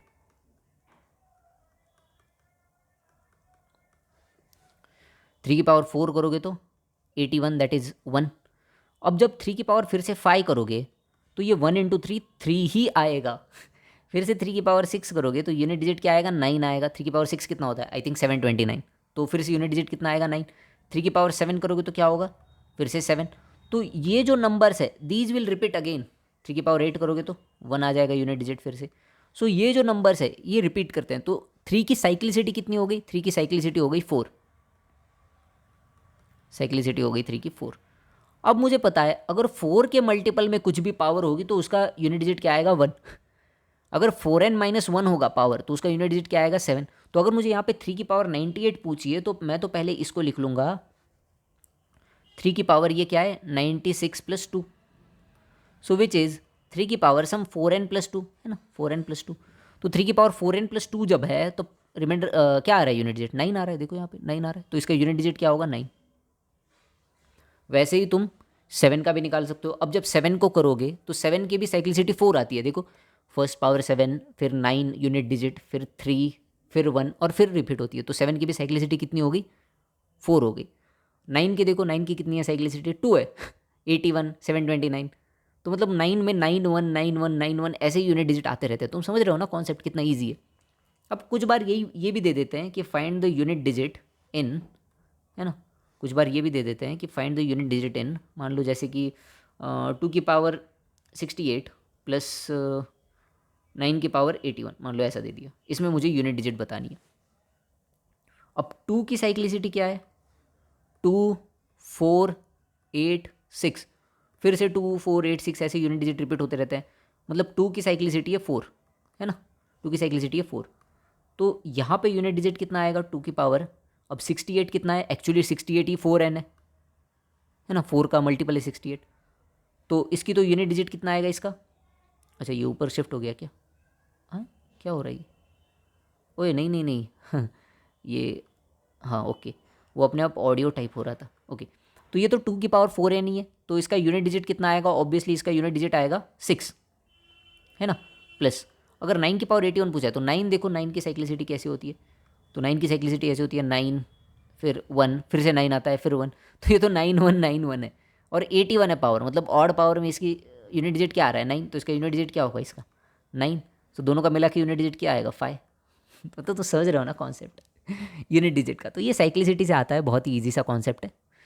एग्जाम में वैसे पूछते नहीं है, बट अगर पूछ लिया तो भी कर सकते हो ईजीली। ठीक है, चलो इंटीग्रल एंड फ्रैक्शनल पार्ट।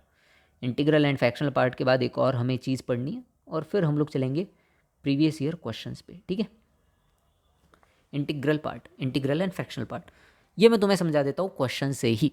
और ये जो क्वेश्चन को सॉल्व करने का स्टैंडर्ड मेथड है ना, ये स्टैंडर्ड मेथड है ऐसे ही मेथड से सारे क्वेश्चन इसके सॉल्व हो जाते हैं, तो वो स्टैंडर्ड मेथड बस तुम्हें पढ़ना है।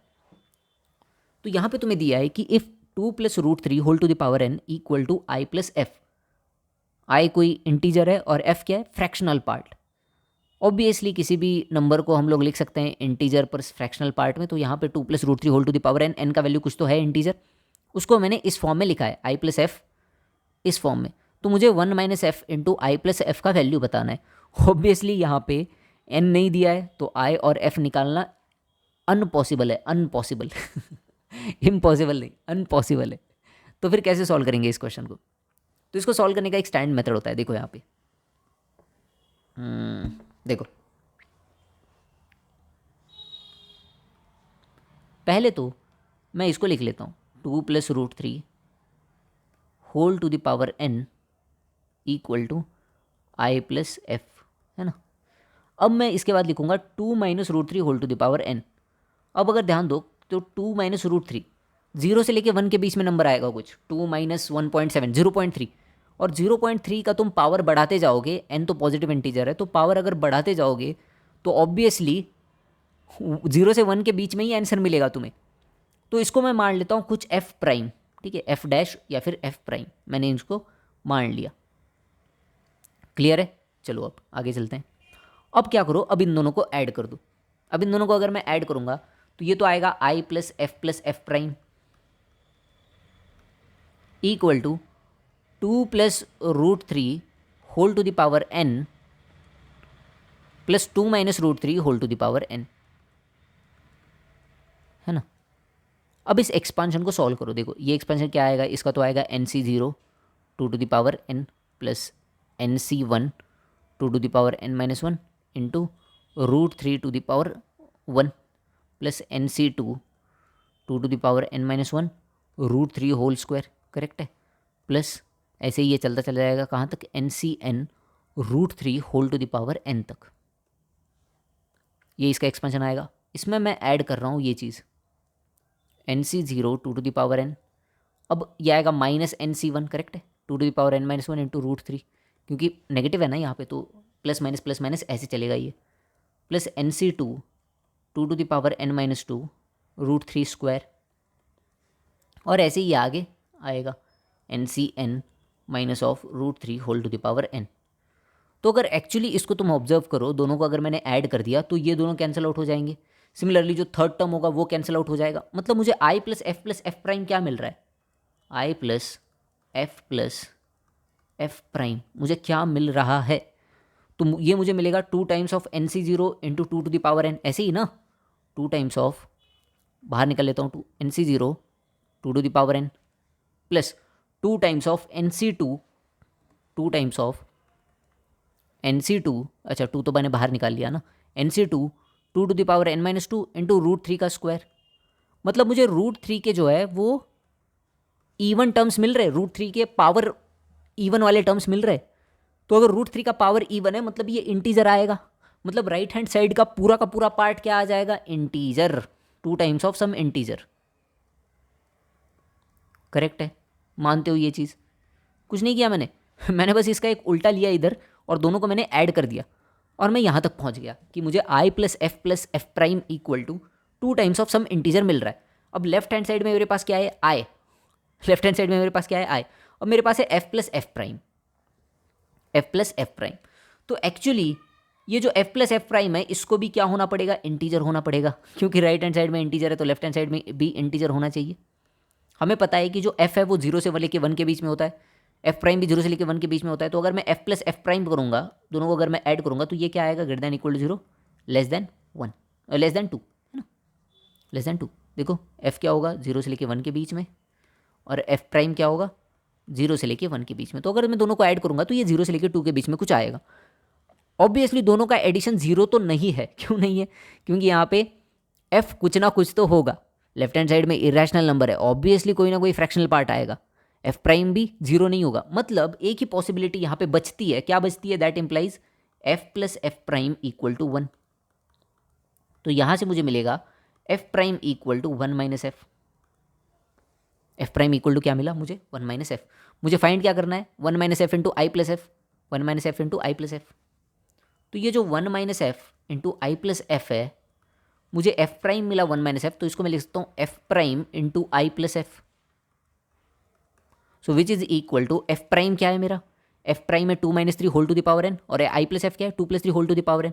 सो this will be 2 minus 3 whole to the power n, 2 minus root 3 whole to the power n into 2 plus root 3 whole to the power n, a plus b a minus b, a square minus b square, 1 to the power n, which is equal to 1। तो answer क्या आया तुम्हारा, 1। तो ये standard method होता है integral और fractional part को सॉल्व करने का। मेथड को सीख जाओ, खत्म हो गया question integral and fractional part का। क्लियर है सभी को? किसी को कोई दिक्कत इसमें हो तो मुझे इंस्टाग्राम पे मैसेज कर दो, मैं तुम्हारी क्वेरी ज़रूर ठीक करूँगा। चलो अब ये वाला part, series containing binomial coefficients, series containing binomial coefficient. अब एक्चुअली ये वाला पार्ट सिलेबस में ही मेंशन नहीं है, और मैंने प्रीवियस ईयर के क्वेश्चंस देखे, इससे एक 5 to 10% क्वेश्चन है, बट पिछले साल ये मेंशन था सिलेबस में, इस साल तो ये सिलेबस में इन लोगों ने मेंशन ही नहीं किया, सीरीज कंटेनिंग बाइनोमियल कोएफिशिएंट। और एक्चुअली ये जो पार्ट है वो जेईई एडवांस का पार्ट है, सीरीज कंटेनिंग बाइनोमियल कोएफिशिएंट। तो मैं यहाँ पे तो नहीं पढ़ा रहा वो चीज़, क्योंकि हम लोग जेईई मेंस से जेईई मेंस के वन शॉट्स कर रहे हैं, तो हम लोग ज़्यादा टाइम वेस्ट नहीं करेंगे जो एग्ज़ाम में नहीं आने वाली। बट मैं तुम लोग को ये सजेस्ट करूँगा कि इसको तुम अपनी बुक से या फिर नोट से या फिर ऑनलाइन बस डाल दो, series containing binomial coefficients JEE. बहुत सारे वेबसाइट्स तुम्हें मिल जाएगी, वेदांतु, बायजूस, अनअकैडमी, मतलब सभी जो भी कोचिंग इंस्टीट्यूट है उनकी वेबसाइट तुम्हें मिल जाएगी, वहाँ से एक बार इसको रीड कर लो। बहुत ईजी होता है सीरीज कंटेनिंग बाइनोमियल कोएफिशिएंट। इसके मेथड सीख लो, मेथड्स होते हैं इसके, एक तो होता है सब्स्टिट्यूशन मेथड, दूसरा एक होगा डिफरेंशिएट करके मेथड, और एक होगा इंटीग्रेट करके। ये 3 ही मेथड होते हैं। तो एक्चुअली ये जेईई मेन में तो नहीं आ रहा, बट मैं तुम्हें सजेस्ट करूँगा कि इसको ज़रूर आज के आज रीड कर लो। It will hardly take 15 minutes समझने में, 15 मिनट ही लगेंगे समझने में, बट इसको एक बार समझ लो। यहाँ पे पढ़ाने जाऊँगा तो आधा 1 घंटा लग जाएगा, क्योंकि लिखना बहुत होता है उसमें और सिलेबस में भी नहीं है, इसीलिए। बट इसको एक बार रीड कर लो, अगर मान लो आ गया एग्ज़ाम में सिंपल क्वेश्चन तो वहाँ पे तुम कर पाओ, समझ रहे हो तुम। So give it a read, then you can go to the next section. ठीक है, चलो मल्टीनोमियल थ्योरम, इसका कहीं यूज़ नहीं है बाकी के चैप्टर में, ये अपना अलग ही टॉपिक है। मल्टीनोमियल थ्योरम, अब मल्टीनोमियल थ्योरम पढ़ते हैं, उसके बाद ख़त्म हो गया देखो मल्टीनोमियल थ्योरम यहाँ पे, तो x plus y whole to the power n, इसका एक्सपेंशन क्या आता है, obviously n C r x to the power n minus r into y to the power r, sigma r equal to 0 to n, ये इसका expansion आता है। Correct है, r की वैल्यू 0 से लेके n तक। बट अगर मैंने तुमसे मान लो अब पूछ लिया x plus y plus z whole to the power n, और इसमें तुम्हें एक चीज़ पता है, क्या पता है इसमें, इसमें क्या पता है तुम्हें, रुको यहाँ पे लिख लेता हूँ R1 और R2, ठीक है, R1 और R2 लिख रहा हूँ मैं, तो इसकी जनरल टर्म मैं लिख रहा हूँ यहाँ पे, एक्चुअली जनरल टर्म। तो मुझे यहाँ पे पता है कि R1 प्लस R2 किसके इक्वल आता है, N के इक्वल आता है हमेशा, और प्लस R1 प्लस R2 की वैल्यू जो है, R1 और R2 की वैल्यू 0 से लेके N के बीच में कर दो, ऑसिलेट कर दो, सब तुम्हें टर्म्स मिल जाएंगे। समझ रहे हो इस चीज़ को? ये तो हो गया दो टर्म्स का जो हमने पढ़ लिया। अब मान लो मैंने तुमसे अगर पूछ लिया x plus y plus z whole to the power n, इसका एक्सपांशन क्या होगा, या फिर इस एक्सपांशन में एक पर्टिकुलर टर्म क्या होगी। एक तरीका तो ये हो सकता है इसमें x प्लस वाई को एक टर्म मान लो और z को दूसरी टर्म, और फिर लिख दो बाइनोमियल एक्सपांशन पूरा, और उसमें फिर x प्लस वाई का एक्सपांशन लिखना पड़ेगा। समझ रहे हो तुम? This is one method. एक और मेथड है, इसको तुम लिख सकते हो, क्या लिख सकते हो इसको, देखो एनसीआर में तुम लिख रहे थे n factorial divided by n minus r factorial into r factorial, correct है। यहाँ पे तुम लिख सकते हो, या फिर यहाँ पे देखो देखो यहाँ पे क्या आ रहा था, n factorial divided by r factorial into n minus r factorial, correct है। और एक्चुअली ये जो r और n माइनस आर क्या थे, इसी के तो पावर थे ना, obviously n factorial divide by r factorial into r one factorial into r two factorial, correct था। यही तो हम लोग लिख रहे थे, समझ रहे हो तुम, समझ रहे हो तुम इस बात को? तो इसमें भी तुम जनरल टर्म लिख सकते हो। कैसे लिख सकते हो? तुम लिख सकते हो n factorial divided by r one factorial into r two factorial into r three factorial x to the power r one y to the power r two z to the power r three, where r one plus r two plus r three equal to n. Pattern देखो, pattern देखो, एकदम पूरा का पूरा pattern देख लो, दिख रहा है? अब इसकी सभी की सभी टर्म्स कैसे निकलेगी, R1 R2 R3 की जो वैल्यूज है वो 0 से लेके n तक ऑसिलेट कर दो, 0 से लेके n तक R1 plus R2 plus R3 equal to n, इसके जितने भी कॉम्बिनेशंस बनेंगे, जितने भी परमुटेशंस एक्चुअली, क्योंकि यहाँ पे मैटर करता है सीक्वेंस, है ना, 0 1 2 एंड 1 0 2 बोथ आर डिफरेंट। तो जितने भी इसके परमुटेशंस बनेंगे 0 से लेके n तक, उतना नंबर ऑफ टर्म्स इसमें आएगा, उतना नंबर ऑफ टर्म्स इसमें आएगा। एक्चुअली कितने नंबर ऑफ टर्म्स आएंगे ये तुम निकाल सकते हो, कैसे पता है? देखो ये परमुटेशन एंड कॉम्बिनेशन में आता है एक्चुअली। तो तुम्हें n चीज़ें बांटनी है 3 लोगों में, है ना। तो यहाँ पे n मान लो ऐसे चॉकलेट्स है, 3 लोगों में बांटने हैं। तो n चॉकलेट्स अगर 3 लोगों में बांटने हैं तो तुम्हें 2 पार्टीशंस लगाने पड़ेंगे। तो 2 पार्टीशंस लगाओगे तो ये 3 लोगों में बट जाएंगे। तो तुम निकाल लो कि इन सबको कितने वेज में अरेंज कर सकते हो। चलो छोड़ो, ये तो परमुटेशन एंड कॉम्बिनेशन का कॉन्सेप्ट हो गया, वो जब आएगा परमुटेशन एंड कॉम्बिनेशन अभी 3-4 चैप्टर के बाद तब पढ़ेंगे। तो वहाँ से तुम टोटल नंबर ऑफ टर्म्स निकाल सकते हो। बट कोई जनरल टर्म इसकी क्या होगी, तो इसकी जनरल टर्म होगी n factorial divide by r one factorial into r two factorial into r three factorial x to the power r one y to the power r two z to the power r three, where r one plus r two plus r three equal to n। समझ रहे हो तुम? 4 होता तो क्या आता, 4 होता तो n factorial divide by r one r two r three r four सबका factorial x to the power r one y to the power r two z to the power r three और some delta to the power r four, और r one plus r two plus r three plus r four equal to n। घुस रहा है भेजे में multinomial theorem. एक question मैं करके दिखाता हूँ, दूसरा क्वेश्चन तुम कर लो। देखो इसमें मुझे कोएफिशिएंट फाइंड करना है x to the power 3 y to the power 4 और जेड स्क्वायर का इस एक्सपांशन में, ठीक है। अब इस एक्सपांशन में मैंने तुम्हें अभी बताया इसका कोएफिशिएंट क्या होगा। तो एक तो n फैक्टोरियल जो कि होगा 9 factorial divided by x to the power r one y to the power r two z to the power r three. तो यहाँ पे r one r two r three क्या है लिख लेता हूँ, आर वन है 3, आर टू है 4 और आर थ्री है 2, करेक्ट है।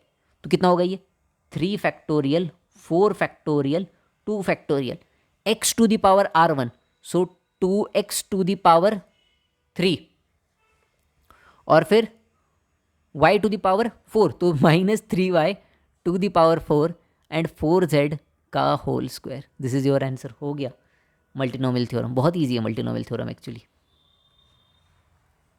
आ गया समझ में?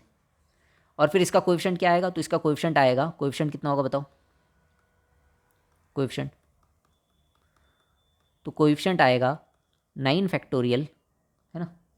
कोएफिशिएंट कितना होगा 9 factorial by 3 factorial into 4 factorial into 2 factorial into 2 cube minus 3 to the power 4, तो 3 टू द पावर 4 ही होगा वो, और 4 square. This will be your coefficient. सबको समझ में आ गया कैसे? बहुत ईजी है करेक्ट है। चलो एक और क्वेश्चन करते हैं, ये वाला क्वेश्चन ट्राई करो। इसमें तुम्हें इस चीज़ का कोएफिशिएंट फाइंड करना है। बहुत सारे लोग इसमें गलती करेंगे और मैं देखना चाहता हूँ क्या गलती करोगे तुम लोग। ट्राई करो।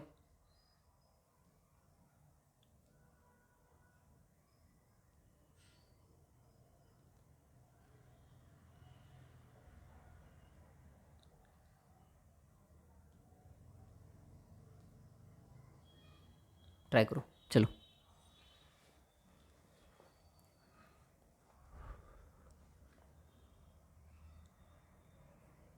देखो देखो, आराम से, ठीक है।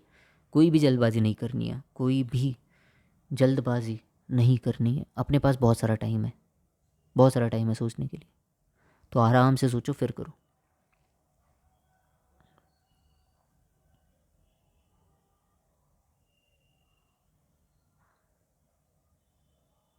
देखो यहाँ पे कैसे आएगा ये। तो पहले तो मुझे कोएफिशिएंट चाहिए e⁵, b⁴, c⁴, है ना।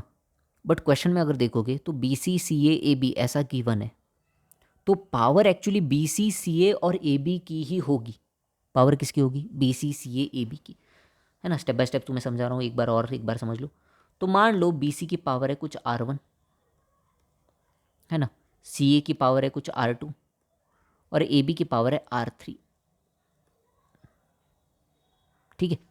तो एक्चुअली इन पावर वाली जनरल टर्म क्या होगी? जनरल टर्म ऐसी पावर्स की जनरल टर्म क्या होगी? तो वो तो होगी 8 factorial by R1 factorial, R2 factorial, R3 factorial, b c to the power R1, c a to the power R2 और a b to the power R3। This will be the general term for this question. पहली तो चीज़ clear है। पिछले question में भी यही किया था, जनरल टर्म। देखो यहाँ पे भी देखो जनरल टर्म कैसे लिखी थी। तो वही जनरल टर्म मैंने यहाँ पे लिखी है, ये जनरल टर्म होगी इस एक्सपांशन की, ओके। अब मुझे एक्चुअली ए की पावर चाहिए 5, बट ए की पावर 2 जगह से आ रही है। कहाँ से? R2 प्लस R3 से। तो R2 plus R3 equal to क्या चाहिए मुझे? 5 चाहिए, बिल्कुल। दूसरा, बी की पावर मुझे चाहिए 4, तो बी की पावर कहाँ से आ रही है? R1 और R3 से। तो R1 plus R3 equal to 4। और तीसरा जो सी की पावर है वो मुझे चाहिए 7। So that means R2 plus R1 equal to 7, R1 plus R2 equal to 7। तीन इक्वेशन, तीन वेरिएबल, सॉल्व हो सकती है इक्वेशन, बिल्कुल सॉल्व हो सकती है। बट और एक इक्वेशन आएगी कहाँ से? R1 plus R2 plus R3 क्या आएगा? 8। पावर सबकी ऐड होके R1 plus R2 plus R3 equal to 8। या फिर इन तीनों को ऐड करके भी सेम इक्वेशन निकाल सकते हो। अब निकाल लो R1 R2 R3 के वैल्यू। देखो इन दोनों को अगर इसमें से इसको सबट्रैक्ट करोगे, फोर्थ में से फर्स्ट वाले को, तो R1 आ जाएगा कितना? 5, सॉरी 3। इसमें से इसको सबट्रैक्ट करोगे तो R2 आ जाएगा कितना? 4। R3 1 ही आना चाहिए फिर क्योंकि तीनों का एडिशन कितना है? 8 है ना। तो R1 R2 R3 मिल गए। हमें क्या चाहिए? कोएफिशिएंट चाहिए। कोएफिशिएंट कितना होगा? 8/3 फैक्टोरियल इंटू 4 फैक्टोरियल। अब बी सी से कोई कोएफिशिएंट नहीं आ रहा है, सी ए से कोई कोएफिशिएंट नहीं आ रहा है, ए बी से कोई कोएफिशिएंट नहीं आ रहा है। कोएफिशिएंट क्या होता है? Numerical term. अब इन तीनों से न्यूमेरिकल टर्म कोई नहीं मिल रही है, तो उनको कंसिडर नहीं करेंगे, ठीक है। कोएफिशिएंट क्या आएगा? Coefficient will be equal to 8 factorial by 3 factorial into 4 factorial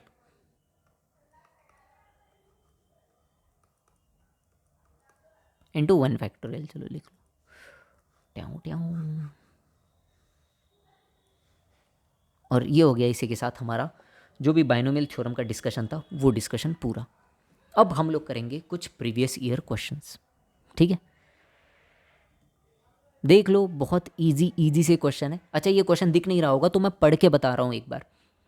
if the ratio of the fifth term from the beginning to the fifth term from the end in the expansion of this is √6:1, then the third term from the beginning is. और expansion क्या है? Fourth power of 2 √4 plus 1/4 √3 whole to the power n। ये expansion है। Expansion क्या है? 4 √2 plus 1/4 √3 whole to the power n। और इसमें हमें गिवन है fifth term from the beginning and fifth term from the end का रेशियो √6:1। चलो ट्राई करो।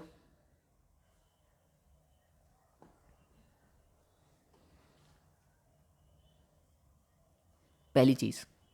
Fifth term from the beginning, ये तो बहुत ईजी है। Fifth term from the beginning कितना होगा, T5 करेक्ट है। बट इसको मैं लिखूंगा कैसे, T4+1, यही तो लिखते हैं जनरल टर्म ऐसे ही। तो क्या आएगा जनरल टर्म, NC4 करेक्ट है, NC4 into fourth root of 2 to the power n-4 into fourth root of 3, अच्छा 1/4 root of 3, 1/4 root of 3 whole to the power 4। ये तो आ गया fifth term from the beginning, है ना। अब fifth term from the end क्या होगा, सोचो। Fifth term from the end क्या होगा, कॉल मत करो भाई इस टाइम पे। Fifth term from the and सोचो। अच्छा, फ्रॉम द एंड वाला कॉन्सेप्ट मैंने नहीं पढ़ा, क्योंकि मैं सोच रहा था कि ये तो मैं क्वेश्चन से ही समझाऊं, और इसमें कॉन्सेप्ट है ही नहीं ये कुछ, ये तो लॉजिक है, ये तो लॉजिक है। Fifth term from the and, देखो देखो n टर्म्स है तो टोटल n पावर है, तो टोटल नंबर ऑफ टर्म्स कितना होगा, n+1। तो first term from the and कितना होगा, फर्स्ट टर्म मैं तो ऐसे दिखता हूँ, देखो फर्स्ट टर्म कितना है, एंड से n+1 है। सेकेंड टर्म एंड से कितना होगा, nth टर्म सेकेंड टर्म होगा। सोचो ना, थर्ड टर्म क्या होगा, एंड से n-1। देखो देखो इन सब का एडिशन कितना आ रहा है, n+2, मतलब कुछ तो पैटर्न। तो फिफ्थ टर्म क्या आएगा, फिफ्थ टर्म ऐसा आएगा जिसके साथ एडिशन करके इसका n+2 आ जाए, तो n-3। ऐसे भी निकाल सकते हो, मैं तो ऐसे ही निकालता हूँ, मुझे बहुत मज़ा आता है इसमें। Fourth term from the end क्या होगा, n-2, देखो इसका भी एडिशन क्या आ रहा है, n+2। तो fifth term from the end क्या होगा, ऑब्वियसली n-3। समझ रहे हो ना तुम, तो ये क्या है, ये तो बहुत बहुत चिंदी सा कॉन्सेप्ट है। तो fifth term from the end क्या होगा, एक्चुअली n-3। समझ रहे हो तुम, कुछ भी ऐसा लॉजिक लगा के निकाल सकते हो, ये कॉमन सेंस वाली बातें मैं बताता नहीं हूँ किसी को। n-3 fifth term from the end क्या होगा, n-3 term, so T(n-3) actually. But इसको लिखेंगे कैसे, इसको लिखेंगे T(n-4+1), जनरल टर्म लिखने के लिए तो हम लोग ऐसे ही लिखते हैं +1 करके, TR+1 करके। समझ रहे हो, ओके। तो ये क्या आएगा, ये आएगा NC(n-4) into fourth root of 2 to the power 4 into 1/4 root of 3 to the power n-4। हाँ, अरे भगवान, हे भगवान, अब इनका और रेशो भी लेना है, कितना बड़ा काम है देखो। अब इनका रेशो कितना है, √6:1। सो √6:1 इक्वल टू, अब इनका अगर रेशो करोगे तो ये NC4 और NCn-4 दोनों सेम ही है ना, NCR और NCn-R दोनों सेम होते हैं, तो ये दोनों सेम ही है। तो मतलब fourth root of 2 to the power क्या आएगा, टू दी पावर n-8 आएगा, n-8, और 1/4 रूट ऑफ 3, कितनी झंझट है यार। टू दी पावर कितना आएगा, 4 - n, 8 - n आएगा। तो एक्चुअली ये भी 8, ये तो हो जाएगा, देखो दोनों को अगर मैं ये करूँगा तो आएगा fourth root of 6 to the power n-8, है ना, इक्वल टू √6। क्लियर है सभी को, क्लियर है बिल्कुल। तो 6 to the power n-8/4 equal to 6 to the power 1/2। अब दोनों पावर्स को इक्वल कर दो, so n-8/4 equal to 1/2। That implies n-8 equal to 2, that is n equal to 10। n का वैल्यू आ गया। इसी के लिए तो झंझट कर रहे थे इतनी देर से, इसी के लिए तो इतनी देर से हम लोग क्वेश्चन को सॉल्व कर रहे थे। n का वैल्यू 10 आ गया। हमसे क्या पूछा है अभी, third term from the beginning, third term T3। अब थर्ड टर्म क्या होगी, T2+1, T2+1 that is equal to 10C2 into fourth root of 2 था ना, so fourth root of 2 to the power 10-2 into 1/4 root of 3 to the power 2। हाँ, इसको solve कर लो, जो भी आंसर आएगा वो तुम्हारा आंसर होगा। 10C2 कितना होगा, 10 इंटू 9/2, 45, है ना, into fourth root of 2 to the power 8, that is 2 to the power 2 आएगा ना, ऑब्वियसली सोच पा रहे हो तुम, 2 to the power 2। So 2 to the power 2 कितना होगा, 4 इंटू ये तो आएगा 1/√3 I think, yes yes no yes yes 1/√3। Okay, तो कितना होगा ये, 180/√3, 180/√3, तो 60√3 करेक्ट है, 60√3। कौन से ऑप्शन में, 60√3 is the correct option, fourth option. Clear है सभी को, हो गया। चलो नेक्स्ट क्वेश्चन, बहुत ही ईजी सा क्वेश्चन, बहुत ईजी, ट्राई करो। इतना ईजी भाई भाई भाई, क्या ही बोलूँ इसमें। देखो कोएफिशिएंट पूछा है x टू द पावर 18 का, लास्ट ईयर आया हुआ क्वेश्चन है, और सारे क्वेश्चन ऐसे ही है इसके बायनोमियल के। इसलिए तो मैं कहता हूँ अलजेब्रा फ्री के मार्क्स होते हैं, बेसिक से तुम जाओगे खत्म है सारे क्वेश्चन। देखो इसमें हमें पूछा है coefficient of x to the power 18, तो पहले तो मैं जनरल टर्म लिखूंगा TR+1। जनरल टर्म क्या आएगा, TR+1 that is equal to 15CR x to the power 4, इसका पावर आएगा 15 माइनस R इंटू -1/x³, इसका पावर कितना आएगा R, है ना। तो ये आएगा, अगर इसको मैं थोड़ा सा सॉल्व कर लूँगा तो 15CR -1 to the power R, ये तो अपना कोएफिशिएंट आ गया बाजू में, और x की जो पावर होगी वो क्या आएगी 60 minus 4R divided by x to the power 3R। Correct है, बिल्कुल करेक्ट है। तो इसको मैं लिख सकता हूँ 15CR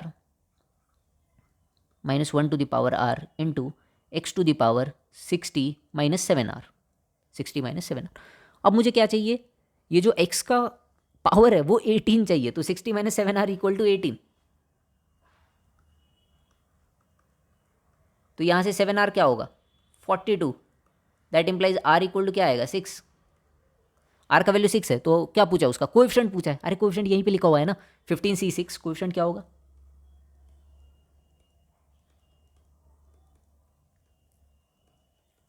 15C6 into -1 to the power 6, तो 15C6। ओके, अब क्या इसको न्यूमेरिकली कैलकुलेट करना है क्या। अरे भाई क्या ये न्यूमेरिकल में आया था क्वेश्चन, नहीं नहीं नहीं नहीं, इतना बड़ा क्वेश्चन तो नहीं दे सकते वो लोग। अच्छा, इसको न्यूमेरिकली कैलकुलेट करना है 15C6 को। आई एम सॉरी, मैं डायरेक्टली यहाँ पे आंसर लिख रहा हूँ, दैट इज़ 5005। तुम कैलकुलेट कर सकते हो, कैसे कैलकुलेट करोगे 15 factorial by 6 factorial into 9 factorial, तो 9 फैक्टोरियल से ऊपर वाला 9 फैक्टोरियल तक कैंसिल कर दो, तो 10 into 11 into 12 into 13 into 14 into 15 बचेगा, नीचे क्या बचेगा 1 इंटू 2 इंटू 3 6 तक, उसको कैलकुलेट कर लो, the answer will be 5005। Clear है सभी को। चलो नेक्स्ट क्वेश्चन, ये वाला क्वेश्चन ट्राई करो, बहुत ही अच्छा क्वेश्चन, बहुत ही अच्छा सोचने वाला क्वेश्चन, और ऐसे क्वेश्चन हमने करे हैं आज ही, तो ट्राई करो। मैं अलग अलग वैरायटी के लेके आता हूँ क्वेश्चन, ठीक है, जिससे हर एक वैरायटी का क्वेश्चन तुम्हें क्लास में पता चल जाए कि हाँ अप्रोच कैसे करना है, सोचना कैसे है।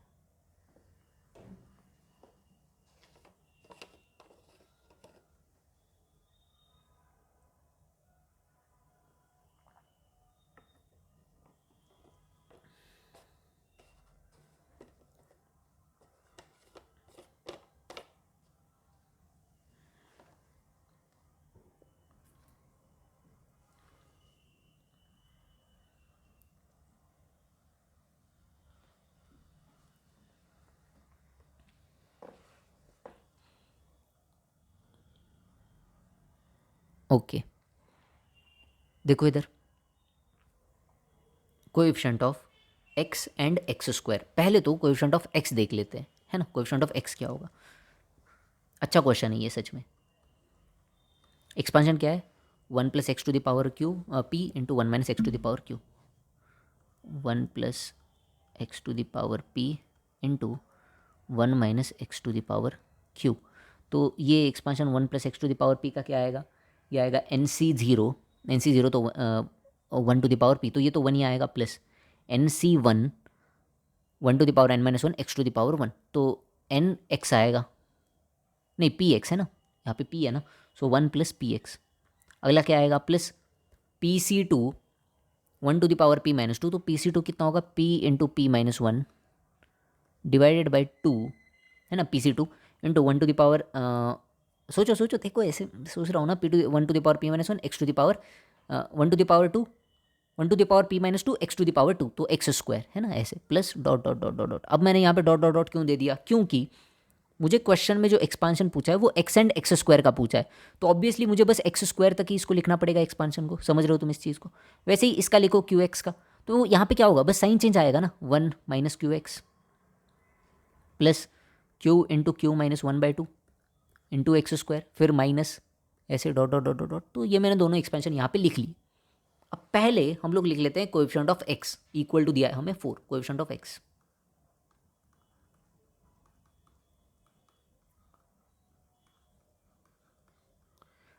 अब x का कोएफिशिएंट कैसे आएगा, जब इसका कांस्टेंट टर्म इसकी x वाले टर्म से मल्टीप्लाई होगा तब एक x का कोएफिशिएंट बनेगा, तो वो तो बन रहा है -q, देखो यहाँ पे -q, और दूसरा जब इसका x वाला टर्म इसकी कांस्टेंट टर्म से मल्टीप्लाई होगा that is p minus q plus p equal to 4। तो यहाँ से मुझे एक इक्वेशन मिला p minus Q equal to 4। ये होगा हमारा x का कोएफिशिएंट। सोच रहे हो तुम, सोच पा रहे हो? सेकंड एक्स स्क्वायर का कोएफिशिएंट कैसे आएगा? ऐसा क्वेश्चन हमने करा था ना आज ही लेक्चर में।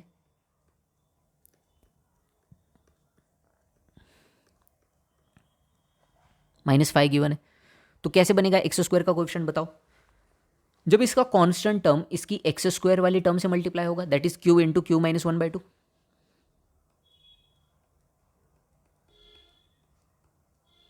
प्लस जब इसका x वाला टर्म इसकी x वाले टर्म से मल्टीप्लाई होगा दैट इज -pq। और तीसरा एक्स स्क्वायर का कोएफिशिएंट कब बनेगा? जब इसकी एक्स स्क्वायर वाली टर्म इसकी कांस्टेंट टर्म से मल्टीप्लाई होगी that is p into p minus 1/2।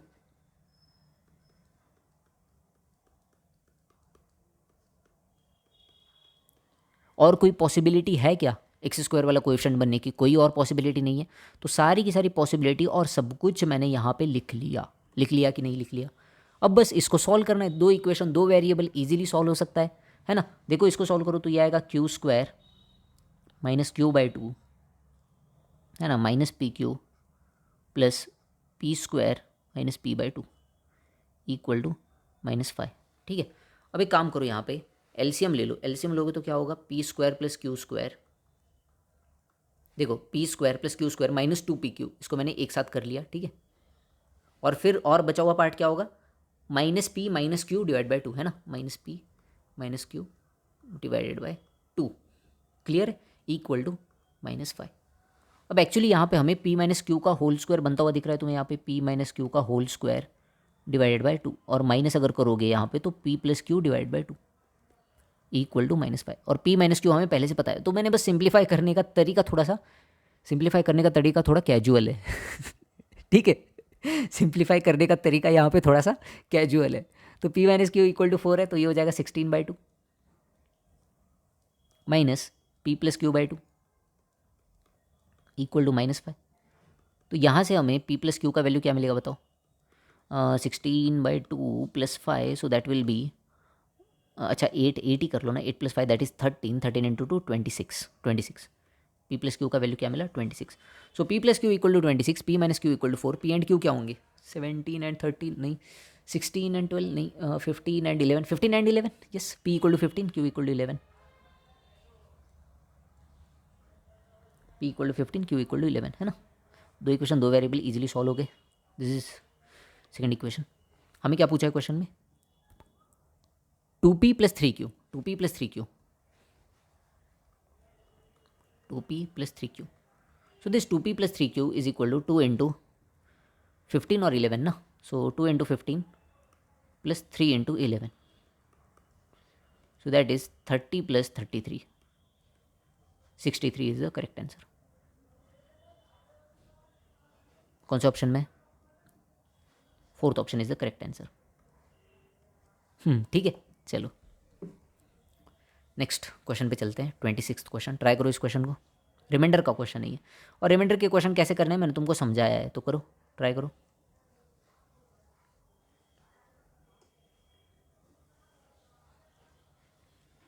मैं तब तक थोड़ा सा कुछ सोच रहा हूँ, तब तक तुम ट्राई करो।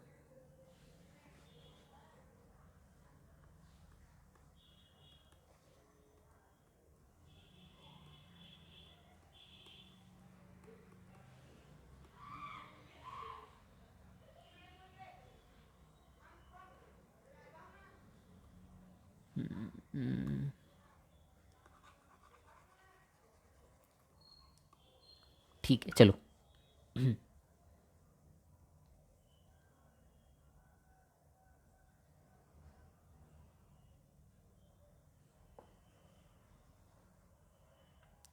तो हमें रिमाइंडर फाइंड करना है जब मैं 7 टू द पावर 103 को डिवाइड कर रहा हूँ 17 से। ठीक है, अब यहाँ पे ऑब्वियसली तरीका हमारा क्या होगा कि हम 7 की पावर में जाए जहाँ पे मुझे 17 का मल्टीपल मिले। जैसे 34 के आसपास कोई 7 का पावर है क्या, 51 के आसपास कोई है क्या, फिर नेक्स्ट 68 के आसपास, तो तुम्हें मिलेगा कि 51 के आसपास 7 का पावर है, that is 49।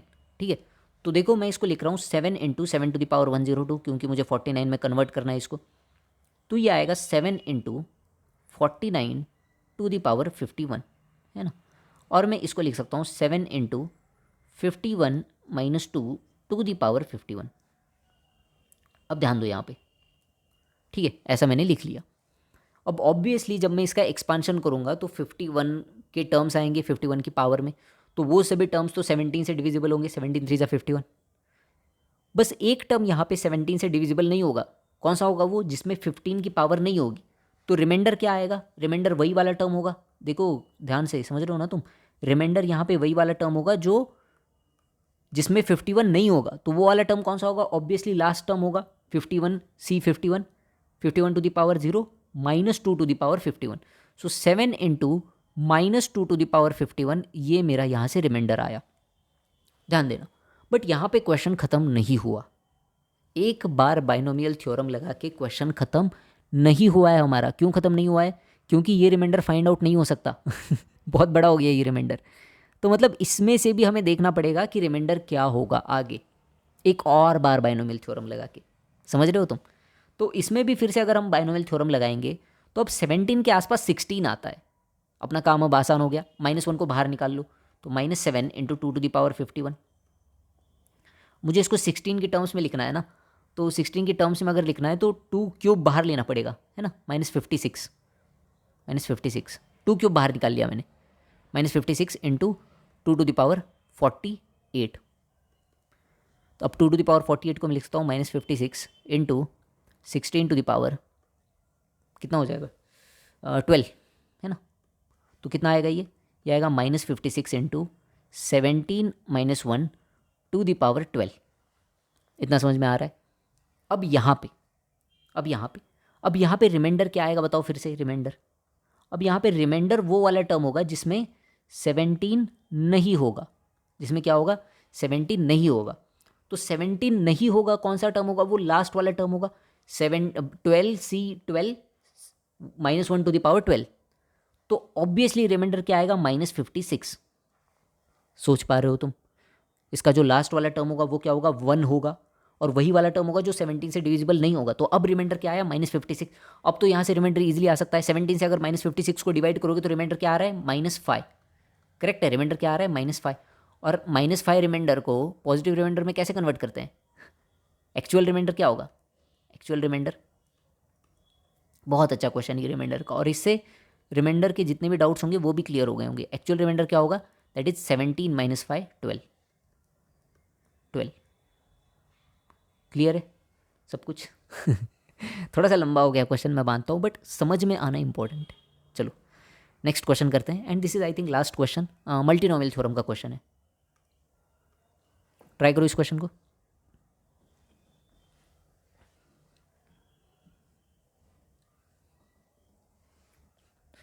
The constant term in the expansion. अब एक्सपांशन क्या है देखो, 2x + 1/x to the power 7 + 3x²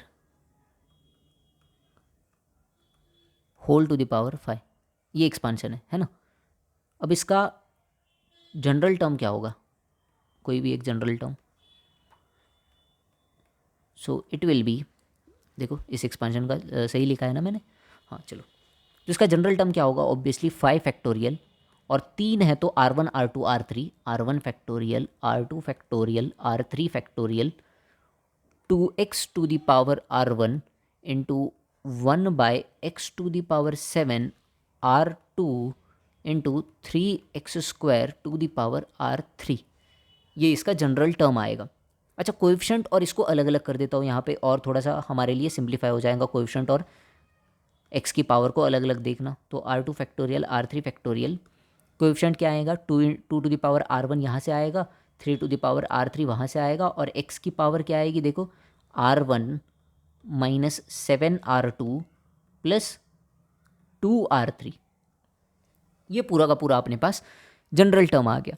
अब मुझे ऐसी टर्म चाहिए जहाँ पे कांस्टेंट हो। कांस्टेंट का मतलब क्या है? x की पावर 0। मतलब और एक चीज़ यहाँ पे रहेगी क्या? R1 + R2 + R3 = 5 होना चाहिए ना। सबकी पावर मिला के जो ये है यहाँ पे वो आता है ना, तो R1 plus R2 plus R3 equal to क्या आया 5। तो ये भी एक टर्म याद रखना यार, इंपॉर्टेंट चीज़ होती है मल्टीनोमियल थ्योरम में। तो अगर मुझे कांस्टेंट टर्म फाइंड करनी है, मतलब x की पावर को मुझे जीरो करना पड़ेगा, R1 minus 7R2 plus 2R3 equal to zero, R1 minus 7R2 plus 2R3 equal to zero. तो यहाँ से एक तो मुझे मिल गया R1 plus 2R3 equal to 7R2, this is equation number 1। Second equation कहाँ से मिलेगी, R1 plus R2 plus R3 equal to 5। अब मुझे R1 R2 और R3 के ऐसे वैल्यूज़ निकालने हैं जो कि एक तो पॉजिटिव इंटीजर हो, नॉन नेगेटिव इंटीजर हो, पॉजिटिव नहीं नॉन नेगेटिव, और उनका एडिशन 5 हो ऐसे, और जो इन दोनों कंडीशंस को सेटिस्फाई करे। तो एक्चुअली हमारे पास 3 वेरिएबल है, 2 इक्वेशन है, तो ऑब्वियसली हमें क्या करना पड़ेगा, यहाँ पे केसेस बना के निकालना पड़ेगा। ठीक है, अब चालू कैसे करते हैं सोचो, मैं तुम्हें ये बताता हूँ कि मैं कैसे सोचता हूँ। अब यहाँ पे जो 7R2 है वो सबसे ज़्यादा इन्फ्लुएंशियल टर्म है जो हमें सोचने के लिए इनिशिएट करेगा। तो R2 की वैल्यू अगर मैं जीरो रखूँ, R2 की अगर मैं वैल्यू जीरो रखूँ, तो मेरे पास 2 इक्वेशन बन जाएंगे, R1 plus 2R3 equal to zero. अब जो कि पॉसिबल, और दूसरा बन जाएगा देखो R1 plus R3 equal to 5, जो कि दोनों एक साथ पॉसिबल ही नहीं है। अगर ये दोनों इक्वल टू जीरो है तो R1 R3 दोनों को जीरो होना पड़ेगा, और जो कि यहाँ पे पॉसिबल नहीं है। मतलब R2 का वैल्यू जीरो पॉसिबल क्या है, नहीं है, जीरो पॉसिबल R2 का वैल्यू है ना। तो R2 का वैल्यू 1 पुट करके देखो, R2 का वैल्यू 1, तो R2 का वैल्यू अगर 1 पुट करके देखोगे तो यहाँ पे क्या बन जाएगी देखो, R1 plus 2R3 equal to 7 और R1 plus R3 equal to 4। तो क्या यहाँ पे R1 और R3 है जो इसको सेटिस्फाई करते हैं, इन दोनों इक्वेशंस को, 1 and 3, I think 1 and 3, yes. So R1 equal to 1, R3 equal to 3। तो एक हमें पॉसिबिलिटी मिल गई, एक हमें केस मिल गया। बट ऐसा एक ही हो ये ज़रूरी नहीं है, और भी केसेस हो सकते हैं यार, और भी R1 R2 R3 के वैल्यूज़ हो सकते हैं। तो we will go on doing this, keep on doing this. तो R2 का वैल्यू 1 पुट करना, अब R2 का वैल्यू 2 पुट करो, 2 पुट करोगे तो R1 प्लस 2R3 क्या हो जाएगा, 14 हो जाएगा। और दूसरा तुम्हें क्या मिलेगा, R1 plus R3 equal to 3, है ना। R2 का वैल्यू 2 पुट कर दिया। अब ये पॉसिबल है क्या बिल्कुल पॉसिबल नहीं है, कुछ भी वैल्यू पुट करो दोनों इक्वेशन को सेटिस्फाई नहीं करेगा, मतलब ये पॉसिबल नहीं है। सिमिलरली R2 को अगर 3 पुट करोगे तो फिर तो वो 21 हो जाएगा, फिर तो वो बाहर ही चला जाएगा पूरा, अनपॉसिबल ठीक है, क्या हो जाएगा, अनपॉसिबल। मतलब एक ही केस हमें ऐसा मिला जहाँ पे ये जो पावर है वो जीरो हो रहा है। कौन सा, R2 equal to 1, R1 equal to 1, R3 equal to 3। हमसे क्या पूछा है, उसका कांस्टेंट टर्म पूछा है, तो टर्म क्या होगा, 5 फैक्टोरियल बाय कोएफिशिएंट क्या होगा, कोएफिशिएंट ऑफ कांस्टेंट टर्म।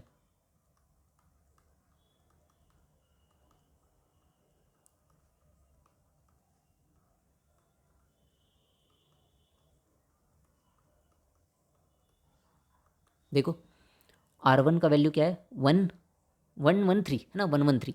तो 5 फैक्टोरियल बाय 3 फैक्टोरियल ऑब्वियसली, या फिर लिख लेता हूँ पूरा 1 फैक्टोरियल 1 फैक्टोरियल 3 फैक्टोरियल ऐसे, और फिर 113 है ना, तो 2 टू द पावर 1 और 3 to the power 3, this will be your answer. ये आप लोगों का आंसर हो। आई होप सब लोगों को समझ में आया होगा ये क्वेश्चन, ठीक है एवरीवन, आया सब लोगों को समझ में। And if you calculate this comes out to be 1080। अगर तुम इसको कैलकुलेट करोगे तो ये आएगा 1080। करके देख लेते हैं, 27 इंटू 2, और ये हो जाएगा 4 इंटू 5 20, है ना। तो 40 इंटू 27 दैट इज़ 1080, करेक्ट है। और इसी के साथ जो हमारा लेक्चर है बाइनोमियल थ्योरम का, वो लेक्चर यहाँ पे ख़त्म होता है। पूरा जेईई मेंस में जितना भी बाइनोमियल थ्योरम है मैंने बता दिया, साथ में आप लोगों को बहुत सारे PYQs करवाए, चाहे वो लेक्चर में हो या फिर लेक्चर के एंड में हो। अब आपका काम है घर जाके बाइनोमियल थ्योरम, और आज के आज ही सॉल्व कर लो बाइनोमियल थ्योरम, क्योंकि कल एक और लेक्चर आएगा। हम लोग 2-3 दिन पीछे चल रहे हैं ना, तो मैं चाहता हूँ ये 2-3 दिन का गैप जो है वो हम लोग कवर कर ले। तो इस वजह से आज ही सॉल्व कर लो बाइनोमियल थ्योरम के क्वेश्चन। मैं मिलता हूँ आपसे अगली वीडियो में, तब तक के लिए पढ़ते रहिए यार, बाय बाय।